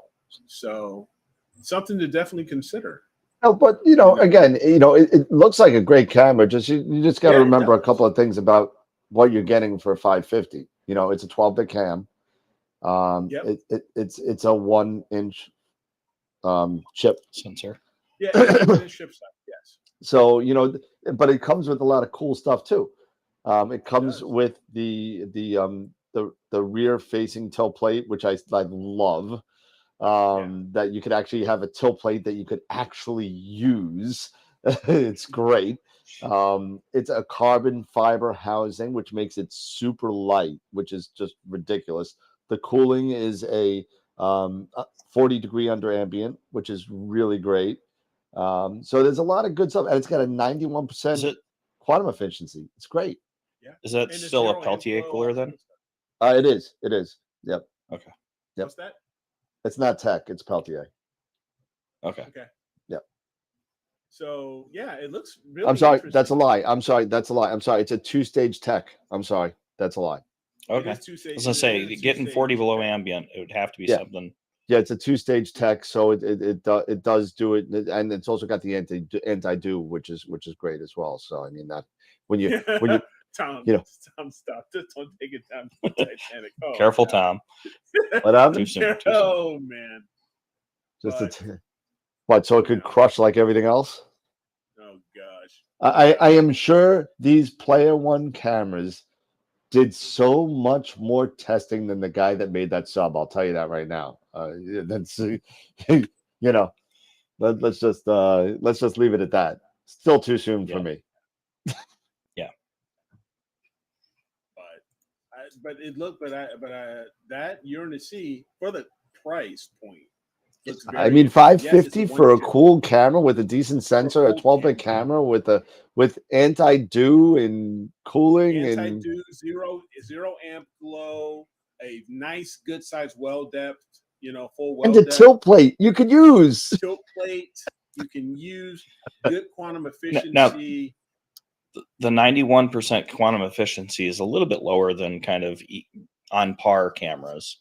True. Because they're usually about 93 to 97%. Yep. But that's only but the quantum efficiency, that is sometimes I've read can be very misleading because Well, that's not across. it's a sliding scale. No, yeah, it's It's not just across the like- whole chip. You're right, but you Yeah. know what? Everyone does it at the peak, and that's what Yes. you know. If it wasn't apples to apples, and somebody just did like an entire sensor kind of thing, but everybody's been using pretty much for the most part the same. They're always doing it at the peak efficiency. So no matter where that is in the timeline, it doesn't matter. It's just that at its best, it's gonna be a 91% conversion rate from analog What to is digital. what is the pixel size? The pixel pixel size on it size- is 5.59? 2.9. 2.9. Okay. 2.9. 2.9 with the 47,000 well depth. That's pretty good. That's pretty good. Yeah, almost. Yeah, like I said, almost a 50,000 well depth, and that's not bad. Pixels. So I just love that 4-pin rear tilter plate. It's I love it. It's the little things that I like. The little, I mean, it's like little things like, and we keep on going back, or I keep on going back to the pole master and how it changed the way I did polar aligning. What was that, 7-8 years ago, whatever came out. Yep. And then we figured out sharp cap and 3-point polar alignment and all this kind of stuff. And now I don't even care where Polaris is anymore. So it's kind of like it's gotten so much. Sooner or later, you'll polar align, and then it may go the Richard Wright death of guiding way. Or it may go, that the cameras just get so sensitive that you may not even have to guide anymore. It could go a couple different ways. Well, and that's kind of one of the things that ZWO started down the path was plate solving as opposed to polar alignment. Get the polar alignment close, and the rest of it gets solved in plate solving. So that has dramatically changed the way that astronomy has been accessible. Oh, I mean, I'm trying to think if I kind of do I agree with that statement. Well, I think you can guide out quite a bit of error, but I think you need to be close still. I mean, it really is dependent on mount and focal length. So all those kind of things come into the balance when it comes to polar alignment error. So I think you're right to a certain point that yes, you're right, it can be guided out. Do you need to be just like we used to be so anal with leveling? You gotta have the scope level. It's got to be level. If it's not level, it's gonna be a mess. And you get now we're like level. I haven't leveled a telescope in years. I don't even know. I'll get it close, and I really don't care on a pier. because Well, no, I mean before when I was on a pier, but when I was even the other night when I was using the Pegasus, I didn't put the pier. I was using the Pegasus and I kind of looked at it. Yeah, it's in the circle, But I remember, back in the day, if it wasn't dead center in that circle, you were screwed, man. You were like, and God forbid God forbid you didn't recheck your weighting of your scope after you put all the crap on it. And then what happens? You're trying to re-level about 300 pounds worth of garbage, trying to get that one leg up that's rusted shut. So but it's definitely, the technology is getting a lot better. So these errors that we had in the past aren't as necessary or not as relevant, I guess, anymore. I don't know. That's just me. Now, there's another camera that recently came out that ZWO brought out that's got me interested as well. It's a smaller hockey puck. It's a planetary camera. Yep. But the main reason I was looking for this type of a camera was for the upcoming eclipses, right? I wanted to find something that I could pair with the refractor because I won't be able to get the full disc by using a Schmidt. Oh.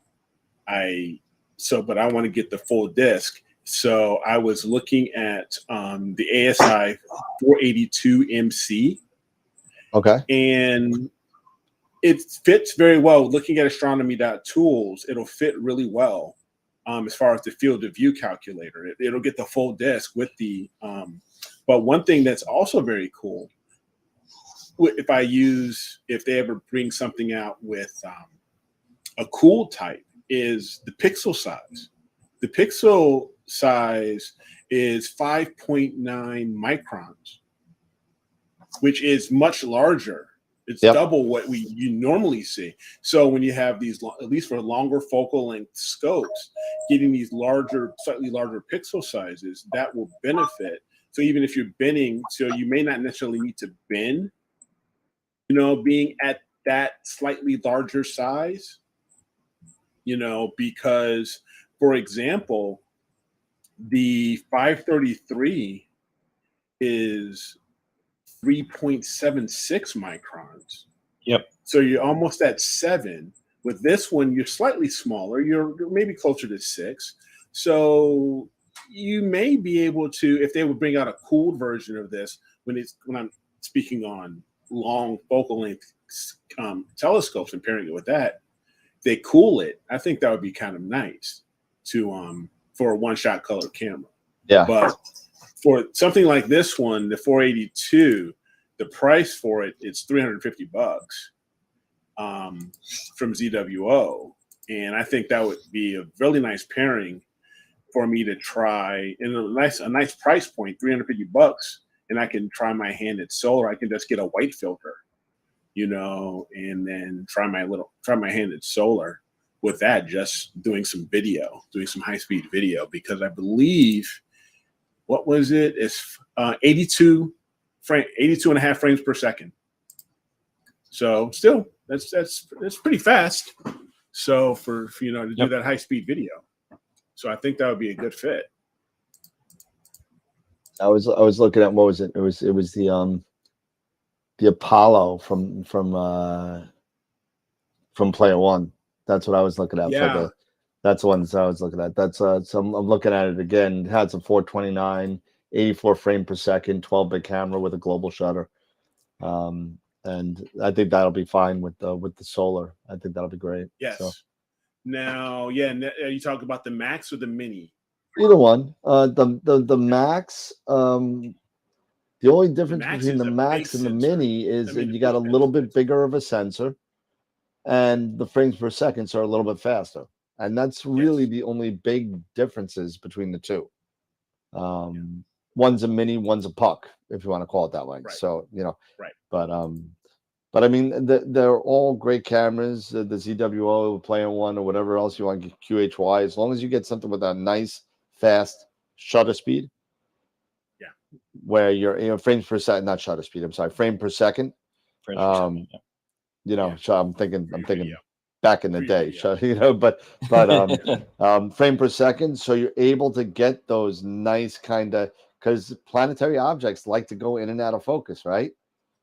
Because you're dealing with atmosphere, right? So if you could get, even if you get the 1 minute or 2 minute, whatever it is, wherever you are, of totality come April, those 2 minutes at 100 frames per second, depending on the sensor size, you're looking easily gigabits a minute.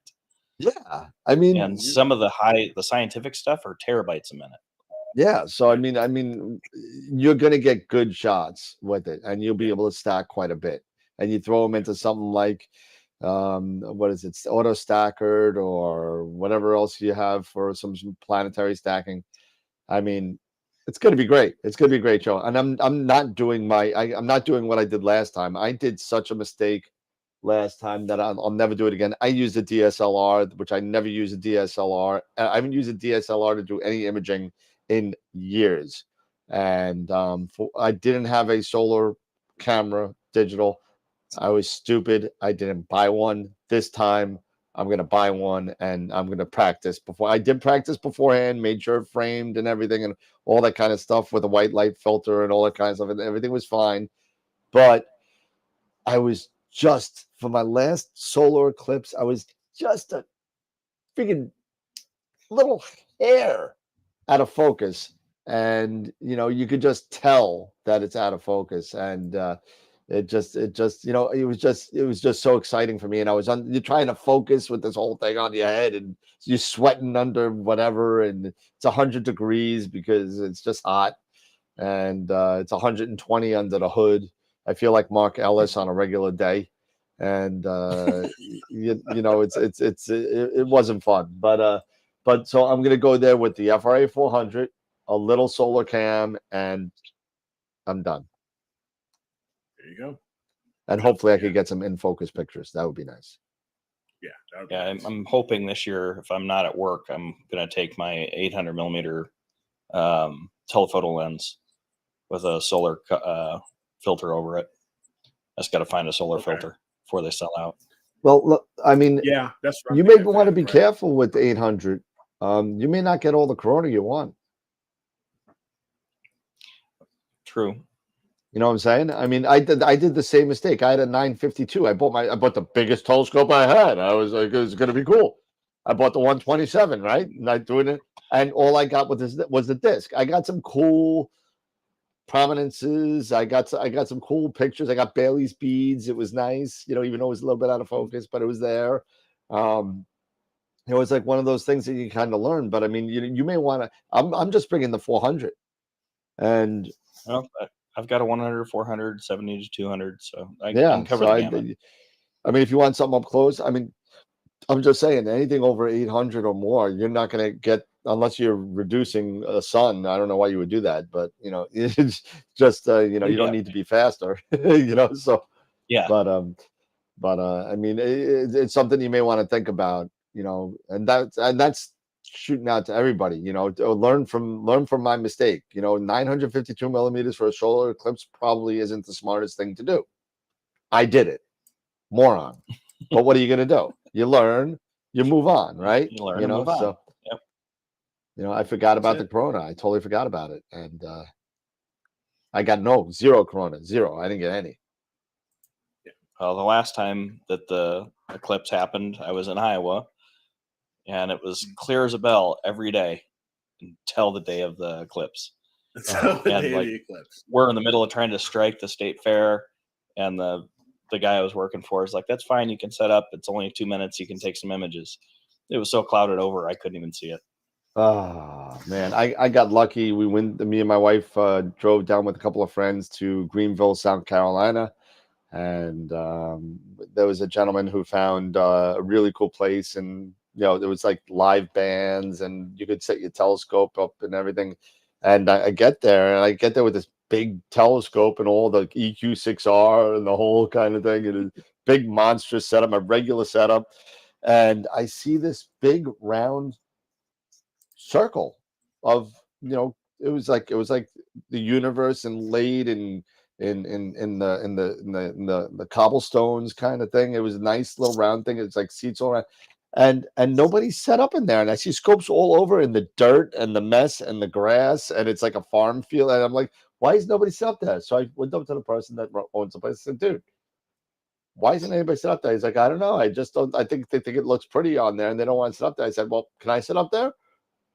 He's like, yeah, go right ahead. So I got interviewed by 3 television stations. 2 radio stations, all this kind of stuff, and I had to tell him to get away because it's getting close to the eclipse. I said, dude, I gotta focus, like literally focus, and I was out of focus, and more ways than one, and I kind of screwed up the whole shot. But what are you gonna do?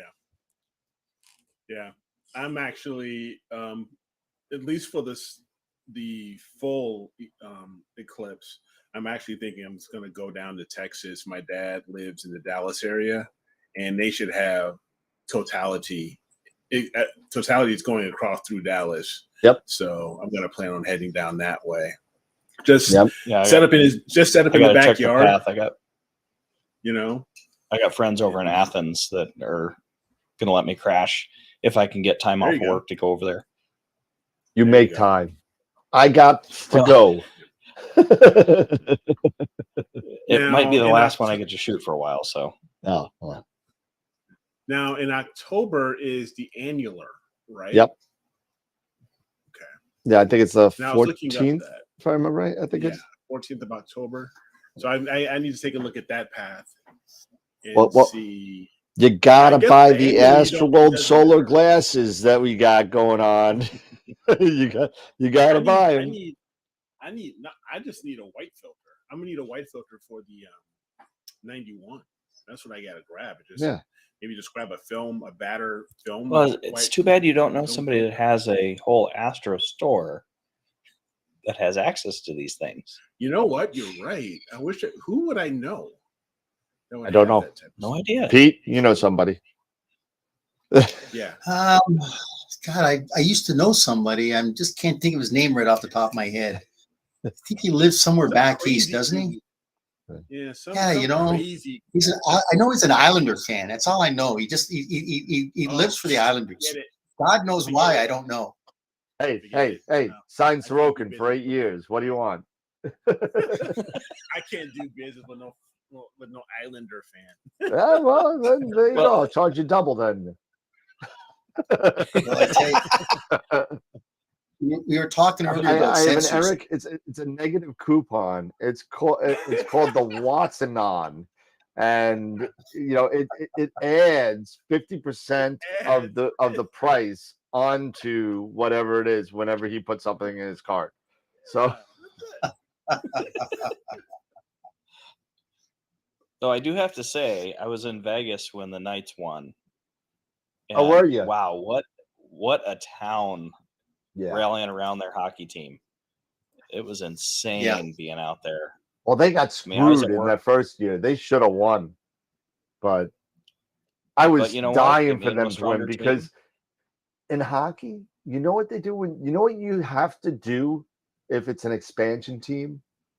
Every team's got to give up people to field that team, right? So, you know, you got to kind of field this team together from people that you may not want to get rid of.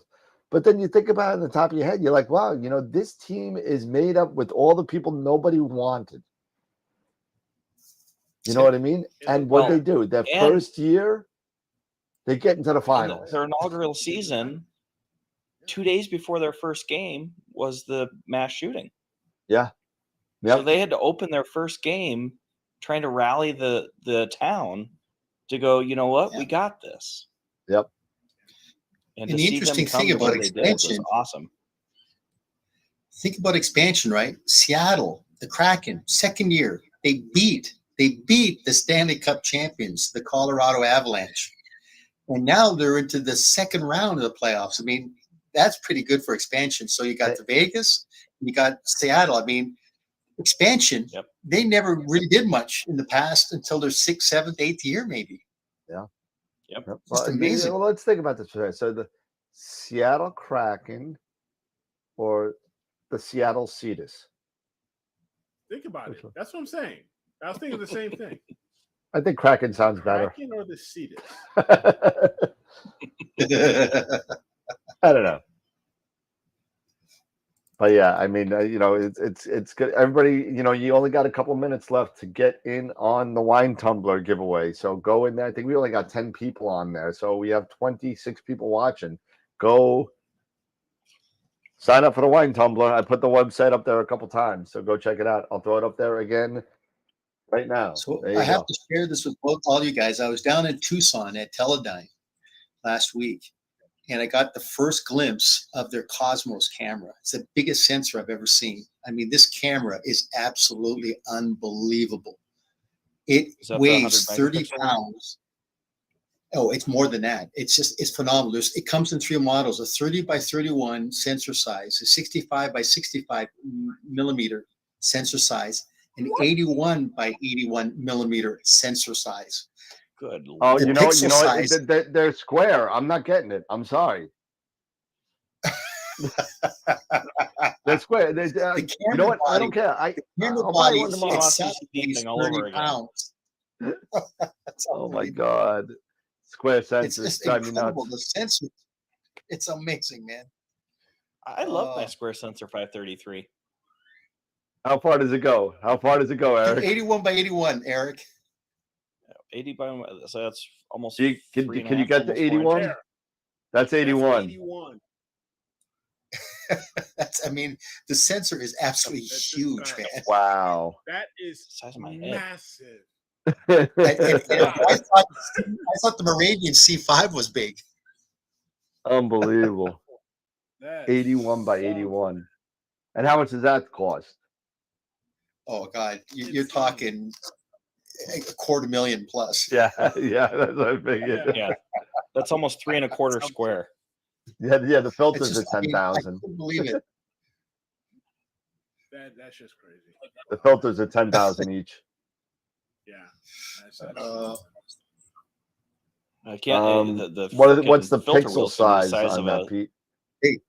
Hey, I was going to say, Jason, if you want to make a run down there, I can set it up for you. I'll talk to Mick and I'll have him give you a little tour down there. It's worth going down there to check it out. Oh, that'd be They're cool. right in Tucson. Yeah, I pop down probably 2-3 times a year to Starzona. Okay. So Do me a favor, give me your contact information, and I'll reach out to Mick, and I'll tell him to next time just to let you come on in and meet with everybody. But it's worth going in there. oh, that'd be cool. Yeah, Oh, that'd be wow, awesome. That's just massive. That's crazy. You know, nobody puts cool stuff on Long Island. No, you know what I have?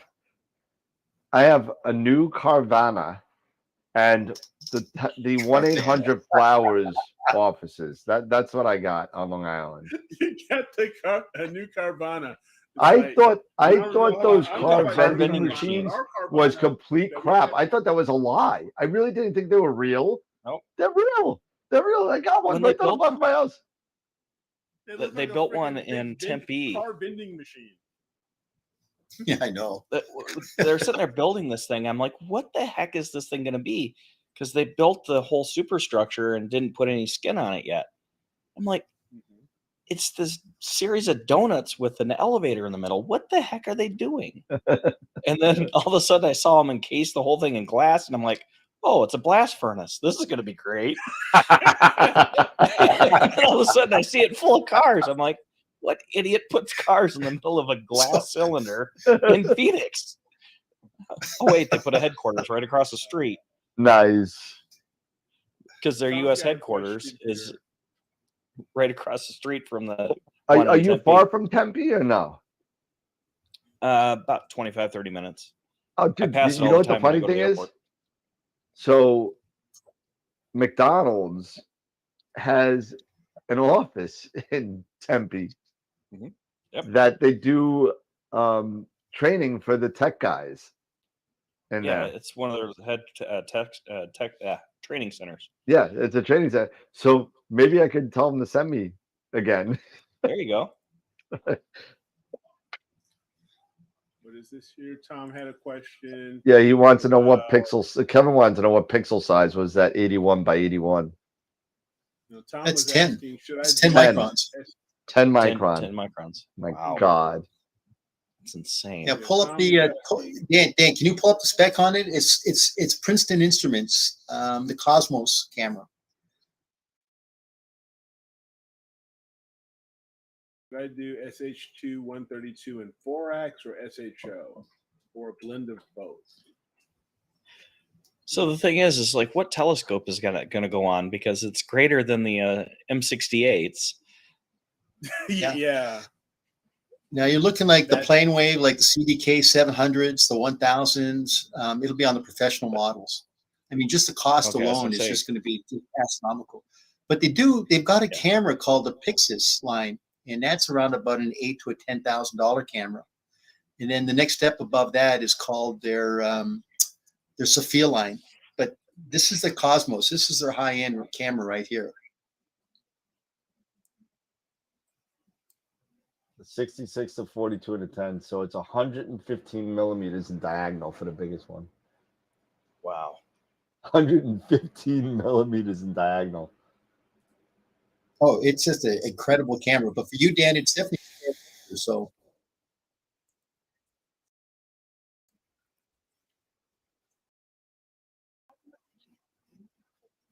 $8K by $8K.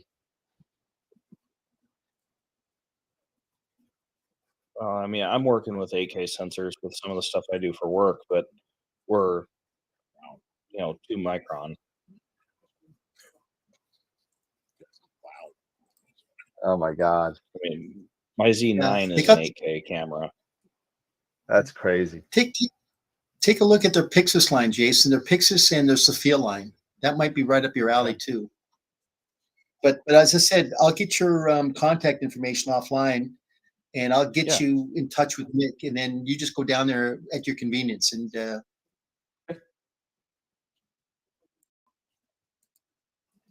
that's crazy. And it's still got over a 90% peak quantum efficiency, even at that. Unbelievable. And you know what? They make their own sensors. That's cool. Yeah, so most of the stuff that I'm doing is corporate video. So I do large trade shows and events. Eric came, I was doing a job for Toyota at the auto show there in Chicago. So he came over and met up with me, got his kids on the game show that we were doing. That was so much fun. That was a lot of fun. Oh man, that was really enjoyable. They really enjoyed that. It was a lot of fun having them there. Yeah. By the time you had made it, I was on day 14, so I was going a little bit stir crazy. Oh jeez. Locked in a closet behind the set. Yeah, we got. Let's see. All right, so we gotta give away this tumbler here. Let me see if I can get the information for this. Give me about a 3 to 5 minute heads up when you want to close out, so I can get Abby in here. You got 3 to 5 minutes. Okay. Yeah, 3 to 5 minutes. There you go. Let me see. Let me go Tom's back. asking, should he do SH2 132 in 4X or in SHO? That is the Lion, isn't it, Tom? I think so. I think that's the Lion. I would like to see that in 4X. I'd be interested. That would be interesting to see it in 4X. Export user. I just downloaded the script and everything. I'll be right back. Yep. Or the palette utility for that, so I can tinker around with that at some point.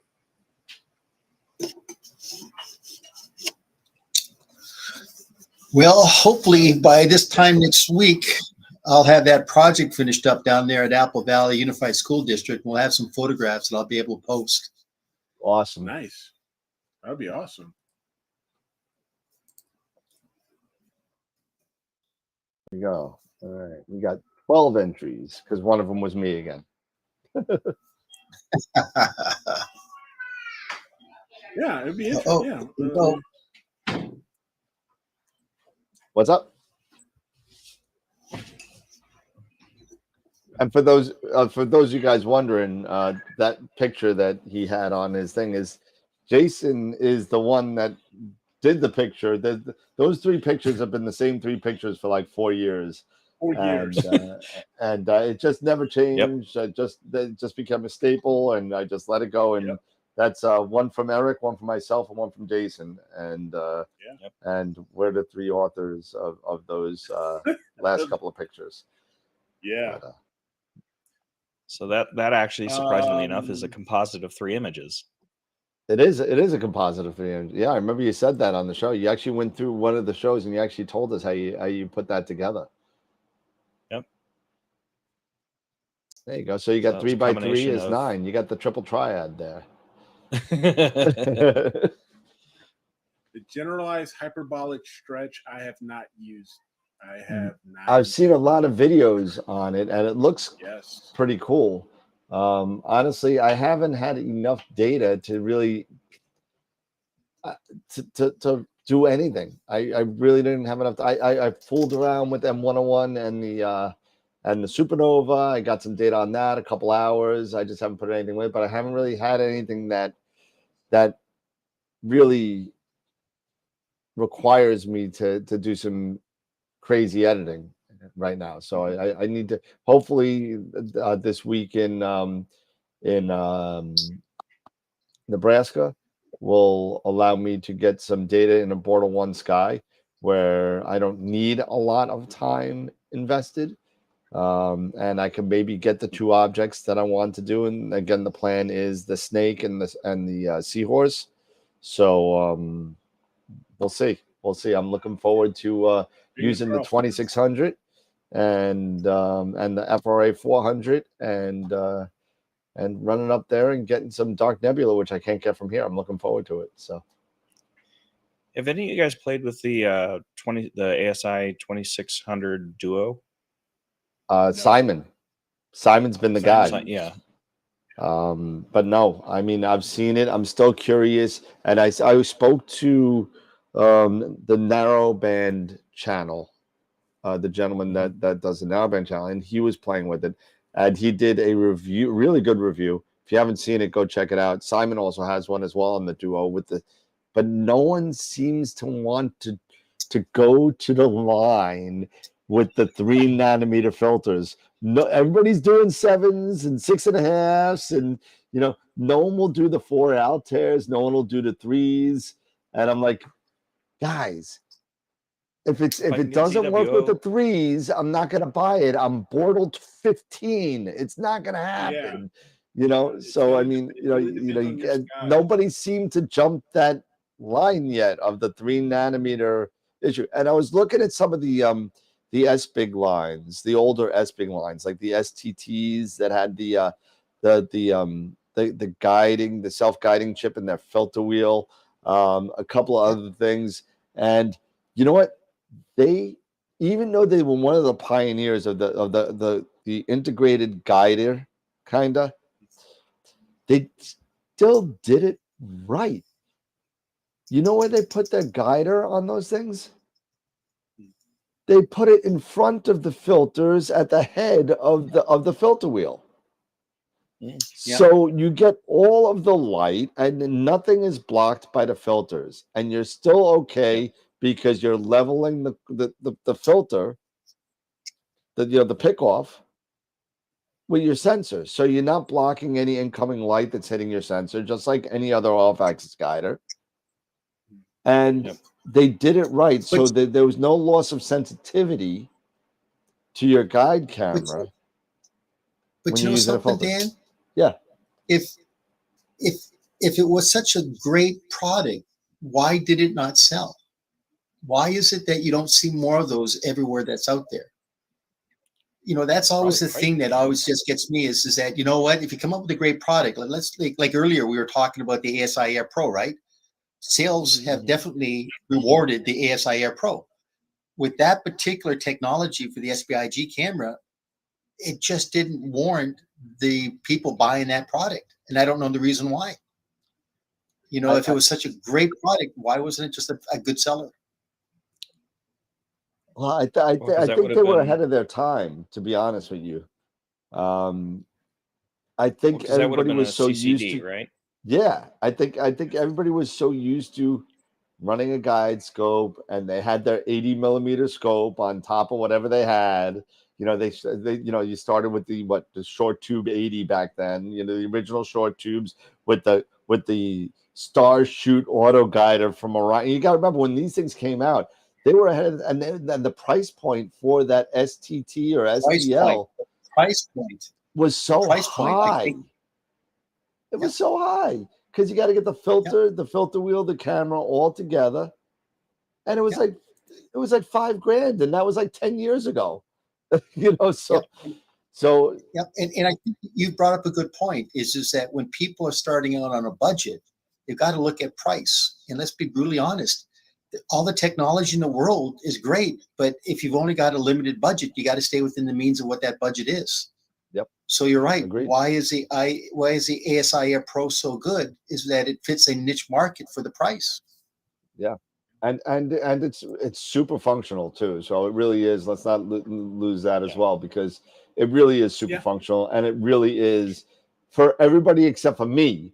It's easy as 1, 2, 3. So well, the part that or the area that I really see that technology really excelling is going to be where Eric's at, looking at the 9 1/4 and the super long telephoto lenses and scopes. Anything above 1500. Yeah, because it really needs to be at about that 8 to 9 mil sensor size, but being able to have the inline guider is going to be helpful. One of the things that Tyler was like, well, I don't know why they're not doing mono. I says, well, they're not doing mono because you don't need a filter wheel to obscure. And there's very few filter wheels and filters at that size that is natively going to support that big of a sensor with the offset. Yeah. Right. Yep.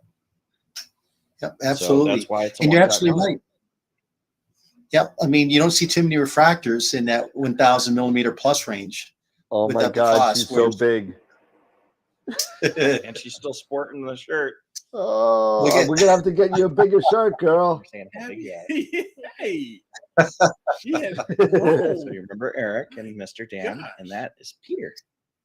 Can you say hi? Hi. The mic's right here. You can talk. It's okay. You can't hear them. I'll have to How relay. old are you? How old are you now? Are you driving the How old are cars you now? now? Are you driving now? You got your license now, right? 7. 7. 7. You realize you've been on the show since you were 3?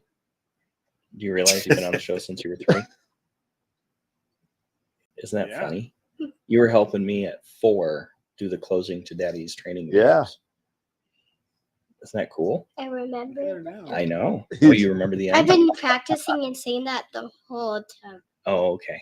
Well, we're not quite ready to do that yet. We're getting close. Yeah, we're getting there.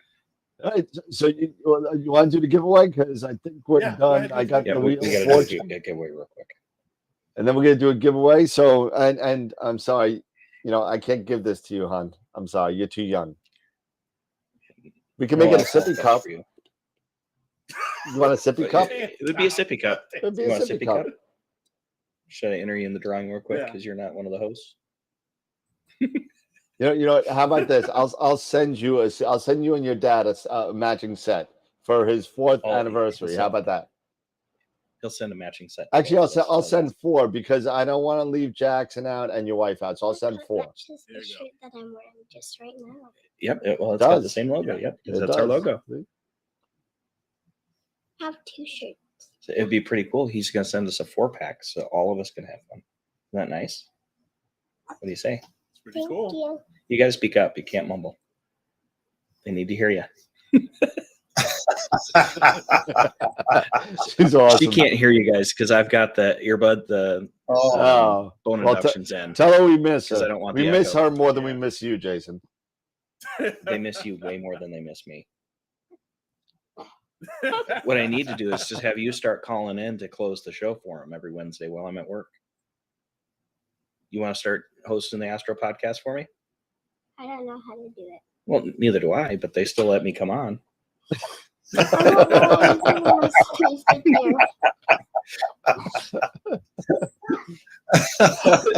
there's a Jackson. Uh-oh. He's going to come on. Uh-oh. See if I can get both kids on the lap here. Oh, my goodness.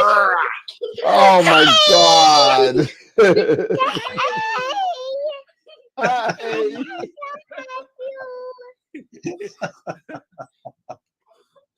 Oh my God. Look at that. Look at the hair on him. Nice. I know. Hi. Hey. Hi. So, Jack, can you tell them how old you are? Jack. How old are you? You're Are you this mini? Mini. How many is that? Do you remember? Oh. 2. Very there good. you go.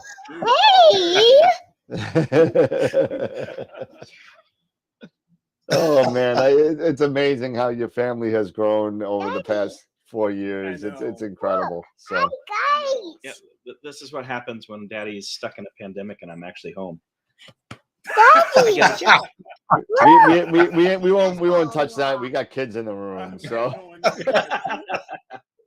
oh, they can hear us. We can say whatever we want, right? Yeah, right. They can hear things. I think he's hearing us. We got the next generation of astronomers. Guys, no, he just wants to talk because he sees himself. Jack, sing your song. Zoom, zoom. Oh, there's mommy.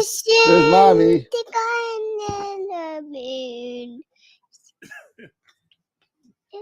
At least it's not zoom, zoom, zoom. Let's go back to my room. No, it's go to the moon, climb aboard the rocket ship, then they blast off. I can sing it.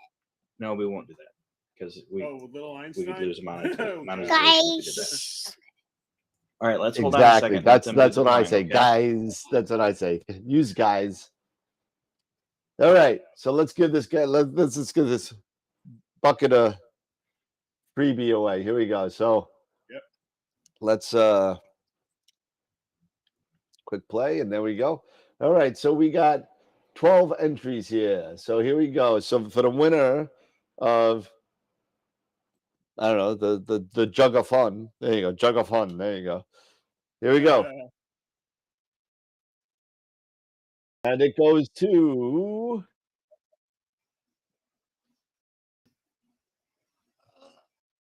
Jason. Congratulations, Jason.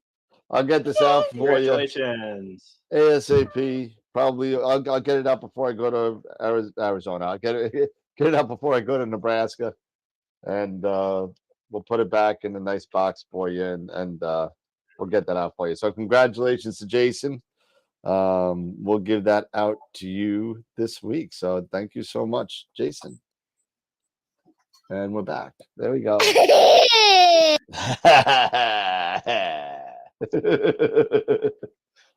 Sorry, I'm trying to ride the mute so we don't override what's That's all right. No problem. It creates character. It's fine. It's okay. The fans love it. What you guys don't see is I have 3 monitors here, and one of them is the multi-view for my camera switcher. So he's seeing himself, he's seeing the photo from space, he's seeing you guys. Everything. So That's he's awesome. just overstimulated. All packed.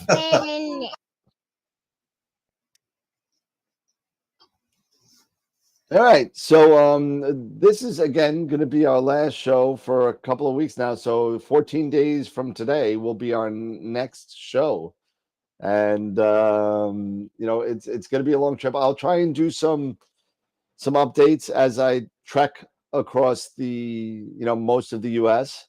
and I will definitely do a live from the future birthplace of Captain Kirk, because I'm sure they'll have some Wi-Fi around there that I could tag onto. So it's gonna be fun. So I guess Eric, Pete, and then we'll end up with Jason and the fam for the final thoughts, and then we'll get on out of here. So Eric, the show is yours. Yeah. First, Jason, dude, brother, it's great to see you again, man. It's great to see the kids. It's awesome. It is so awesome. Don't be a stranger, man. Really, don't be a stranger. I know you're busy, but it'd be great to have you on here, whenever you can. Dan, be safe. Enjoy Nebraska. Get some imaging. Hopefully, you have some clear skies and get some imaging done. Yeah. Pete, good to see you. Still much success with Teledyne. And just a great show. Everybody, we'll see everybody in about a week and 2 weeks. So 2 weeks. And like I said, just keep checking the website if you want to put in your entries for the upcoming week. We're gonna open it up Saturday, and it's gonna run from Saturday until maybe a Wednesday. I'll keep the entries open until then, and then we'll save and see who's going to be winning this week and next week, and we'll announce them when we're back live. Just put it out on Discord, keep everybody in the loop, and let everybody know. Keep everybody in the loop. So, And if you're keep not on the going. Discord, get on the Discord. Get on there. Get all the info and hang out and listen to crazy people like Eric and Mark Ellis and all the other crazy nuts that are out there. The state Dave Schaefer's, those darn Capital fans. Gosh darn it. But Pete, what you got for us? Well, Eric, I want to thank you for the presentation. That really was a very good little presentation. Dan, you have a safe and enjoyable trip. You're going to be gone for a couple of weeks, but definitely enjoy yourself. Jason, a pleasure meeting you again. It's been a while since we last seen you. And everybody, it's always a pleasure being on the show. And as I said, thank you for letting me be on, be a part of it. But it's a lot of fun. And look forward to it, Dan, when you get back. And we'll see you on the 26th. Oh, yeah. Yep. All right, Jason. Thanks, everybody. Final thoughts, brother. It's great being on. I missed the camaraderie that we have, so it's great being back on. I missed you guys and all of our attendees that are on watching us and those that'll watch the stream later. It's great that I get to share this with the kids and that they've gotten so into it. Yep. Okay, hold on. You gotta wait. But it's really good. I hope that you have a safe trip, Dan. Hopefully, you get lost and want to come on down to Phoenix, say hi before I have to head back to work. Oh, that's Be coming. nice. I got friends down there. That's the next trip. Maybe next summer. There you go. Instead of going this way, go this way. Yep. It's a great time of year to be out here. Oh yeah. I think we'll come maybe in like my birthday, like February. Yeah. Like everywhere. Hey, there you go. Good call. Good call. You With lost that, one. I should probably hand it off to my beautiful daughter here.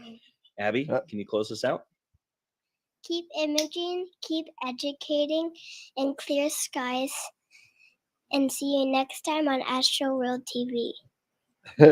Bye bye. Nice guys. job, Abby. Great job. Abby. There you go. That's it. You did it. Have a good night, everybody. See you in 2 weeks. Good night. Bye bye. See you in a couple weeks. Clear skies, everybody.